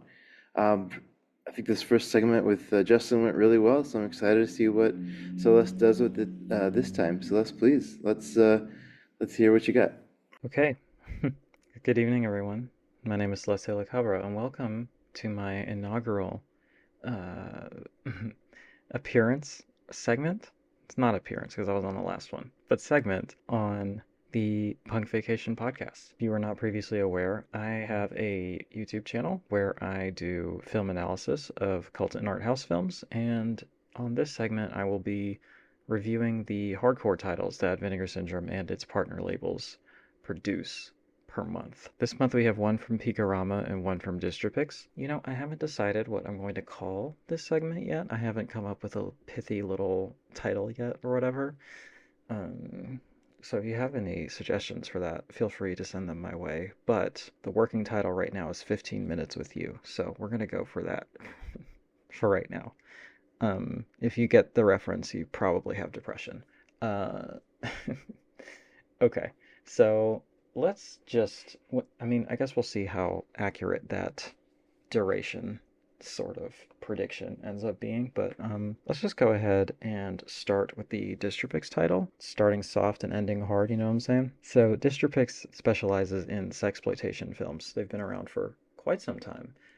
So you're not going to have any hardcore inserts or scenes in the films that they distribute. And if you're not familiar, when we're talking about vintage pornographic cinema or vintage hardcore cinema, hardcore basically means that there's going to be penetration on screen, and usually like full genitalia and things like that. So PIV, anal, blowjobs, that kind of thing. Whereas in sexploitation or softcore films, there's probably going to be some genitalia, or there's going to be a lot of nudity, and there's going to be sex scenes, but the penetration is only going to be implied. It's not actually going to be shown on screen. So we'll start here. The film is entitled Blonde on a Bum Trip. It is the third film in the Distribpix line. It's a film from 1968. It is shot in black and white, and it comes in at a cool, tight 65 minutes. So for this one, this is a strange one to start off with because it's really not much of a sex film at all. If you listen to our last episode where I chatted with Justin LaLiberty about this film, he did sort of, I think, properly calibrate expectations in that it is not a film with a lot of sex in it. It is a film with some amount of nudity, but that's really kind of tangential to the point of the film, which is kind of a classic drug scare film. This one's centering on LSD. If you're not familiar, the drug scare films are a sort of vintage form of exploitation cinema, often kind of called drugsploitation. Reefer Madness is probably the biggest example of this, but they are films which either explicitly exist to be shown in classrooms and PTA meetings and that kind of things to sort of warn the youth and the parents of the dangers of salacious sort of drug use or dangerous drug use or whatever, you'll typically find highly exaggerated sort of scaremongering about various drugs. It's, especially amusing in retrospect when we're talking about drugs without any real kind of addictive properties or like side effects that would produce violent outcomes like they want you to believe, like in Reefer Madness and in the film Marijuana and things like that. It's funnier when we're not talking about like fucking like meth or heroin or something like that. I think this kind of falls into that category, as we're trying to fearmonger about LSD here. Now, the other example of these sort of drug exploitation or drug scare films are films which use the excuse of moralizing to sort of get away with showing more salacious elements. A lot of filmmakers wanted to have nudity on screen or wanted to have like weird kind of subversive drug use going on, and they could justify it to censors and things of that nature, if there was a moral lesson to be taught, right? So I think this falls into more of that category. Like, I'm not sure, and even after listening to the audio commentaries, I'm not entirely sure how much of this was like born of a deep-seated conviction that LSD is some kind of scourge among the youth or something like that. But anyway, a quick plot synopsis. I believe Chris covered this one too, so maybe he already went over this, but it's essentially about a young girl who goes off to college to study chemistry, and she's like a straight-laced, straight-A kind of straight and narrow kind of person, right? And she kind of gets mixed up in this crowd that exploits her for her chemistry know-how to produce LSD, and it results in this bad trip where a person ends up dead, and she's being grilled by a police officer and a very domineering and kind of scary nurse. With any film that I review, I'm going to be honest about how I feel about it, but also try to not just shit on stuff, because I think that this could be super interesting or entertaining or valuable for other people. And I did find the experience of going through all of this, through going through the film and the supplements and the booklet and everything like that, I did find that to be a valuable experience. But to me, the film just isn't very good, unfortunately. There's really not a lot going on. There's an insane amount of filler for a 65-minute film. And, I will say it has given me the gift of the song Get the Clock Back on the Wall, which is such a fucking banger that is fortunately on Spotify. So it's now in my personal library. But there's a needle drop, there's a soundtrack, and there's just milking a song till, dry, I think by the 15th time I heard this song in 65 minutes, I was like, okay, really? Are we still doing this? There's a very, like, the entire third reel almost is just watching this band's performance, kind of uninterrupted, unedited, and it's sort of like an endurance test. They're not synced up very well. Like, the band on screen is clearly not playing the song in the soundtrack, which is a minor gripe, but it's kind of fascinating that they needed to pad 2 songs worth, 8 minutes worth of just a band playing in a 65-minute film. This is the sort of thing that probably should have been a short but was extended to a feature, I imagine. Yeah, I don't know. There's not much to say past that. I guess to get into the release itself and the supplements and everything, I will say it's kind of incredible to me that they went so all out on what is to me kind of a middling and very short sort of film, but it is really cool to see this kind of ultra obscure kind of oddity get this kind of treatment. Let me see. At the time of recording this, it's less than 100 people have logged this on Letterboxd. So that's, I know Vinegar Syndrome is getting a lot of accusations of being too mainstream, but to put this amount of work into a film with 96 views on Letterboxd is, I don't know, it's admirable to me. I will say that this slipcase is absolutely gorgeous. The artwork is truly stunning. The artwork on the slipcover is stunning. I think the box is extra chunky. I'm not sure what's going on. Maybe somebody else could tell me, but I think these boxes are getting chunkier. The slipcase combo things. And the booklet is really well designed as always. Like I said, the 2 audio commentaries, I didn't get a ton out of them, to be honest, but they are there and useful for people interested in the history of the making of the films, I tend to go for more academic retrospective commentaries as opposed to just listening to the people who are actually involved in the making of the film. I know that that's kind of a hot take, but I think academics typically have more interesting things to say. What else? Okay, so there's 3 vintage classroom LSD scare films, which were pretty fascinating. So let's go through those relatively quickly because I see I'm already over on time. This is what happens when you invite a certified yapper on your podcast. Okay, the first one is called Beyond LSD. This one's super interesting because it's actually kind of good, like, in its messaging. Like, this is a film released in 1967, basically to encourage the cessation of LSD use, or at least to discourage kids from using it and to encourage parents to teach their kids the dangers of LSD, but in a productive way. It says at the end that it is created mostly by teenagers, and honestly, it shows. Like, this is extremely progressive.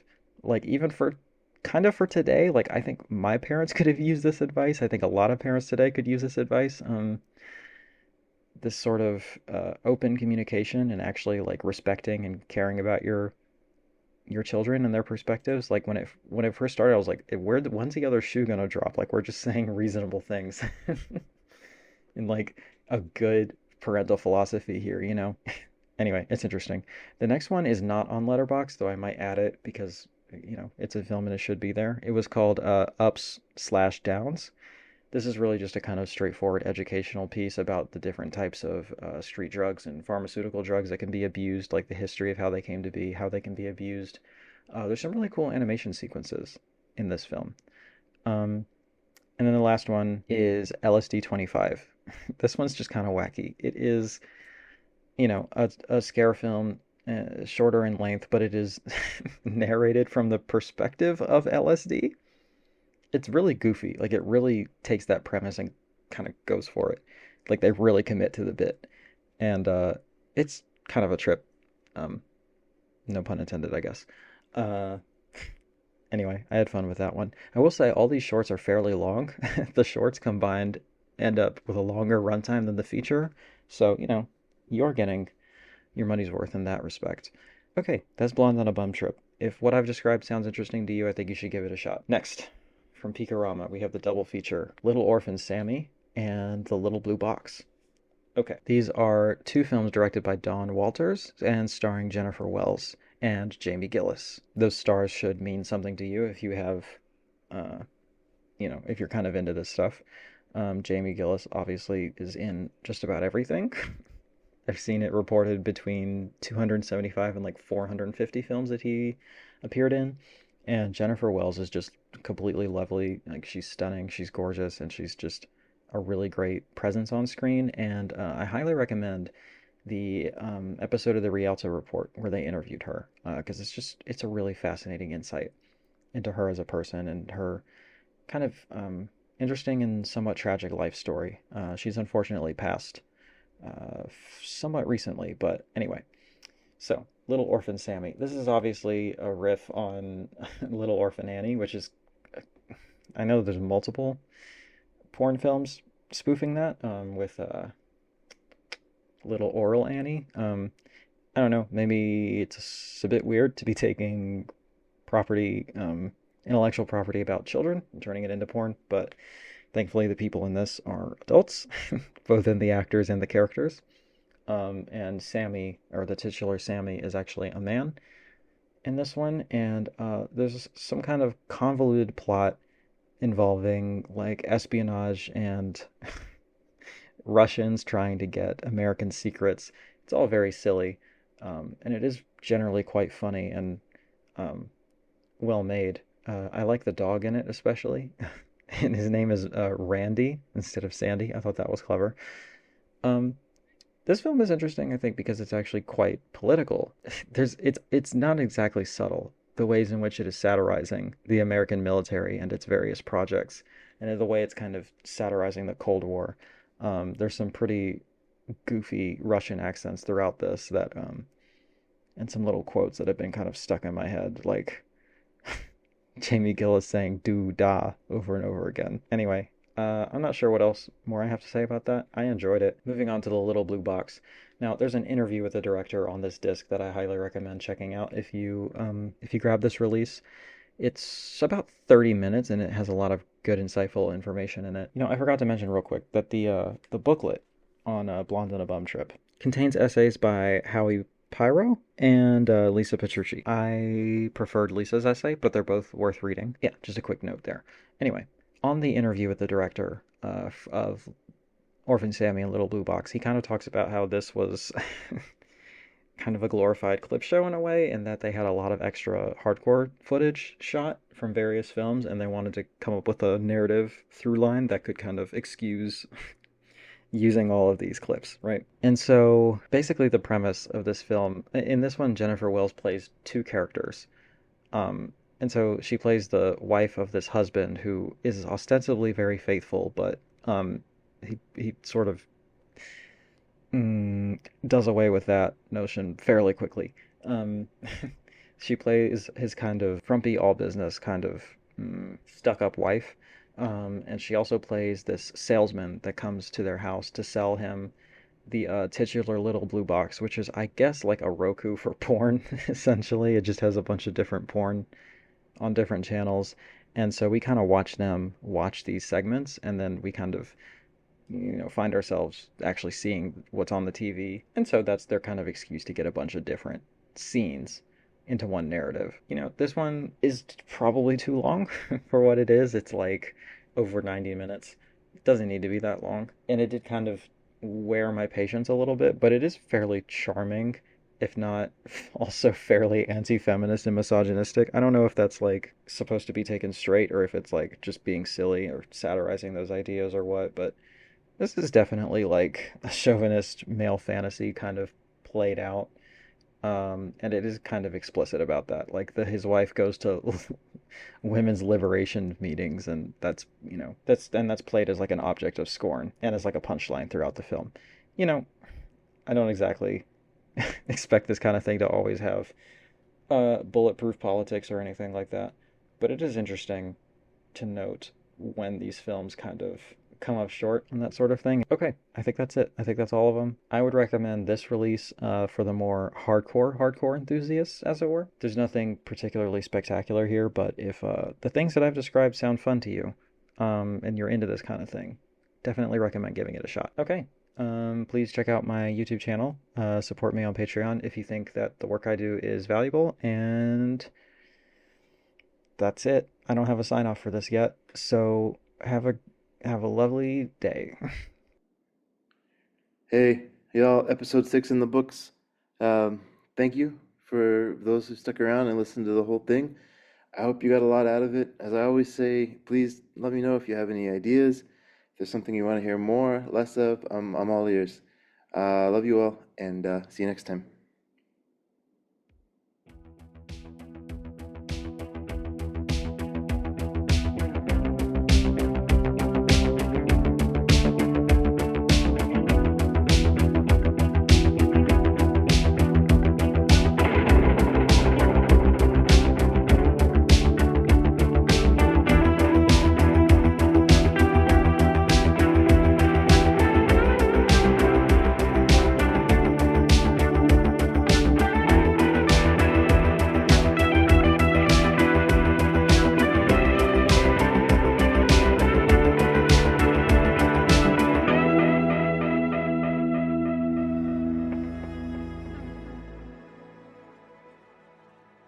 Thank you for listening.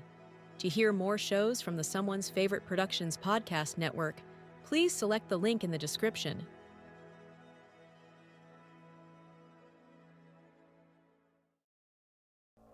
If you're looking for more horror outside of the mainstream, look no further than Unsung Horrors, a podcast about underseen horror movies. I'm Lance. And I'm Erica. Every other week, we'll cover a horror movie with fewer than 1,000 views on Letterboxd. We'll even give you double feature recommendations to pair with the movies we discuss. From gothic to shot on video, from slashers to comedies, from giallo to J-horror, we'll cover all the subgenres. So join us as we unearth these hidden gems of horror. Follow us on Instagram, Twitter, and Facebook, all at Unsung Horrors, available wherever you listen to podcasts. And part of the Someone's Favorite Productions podcast network.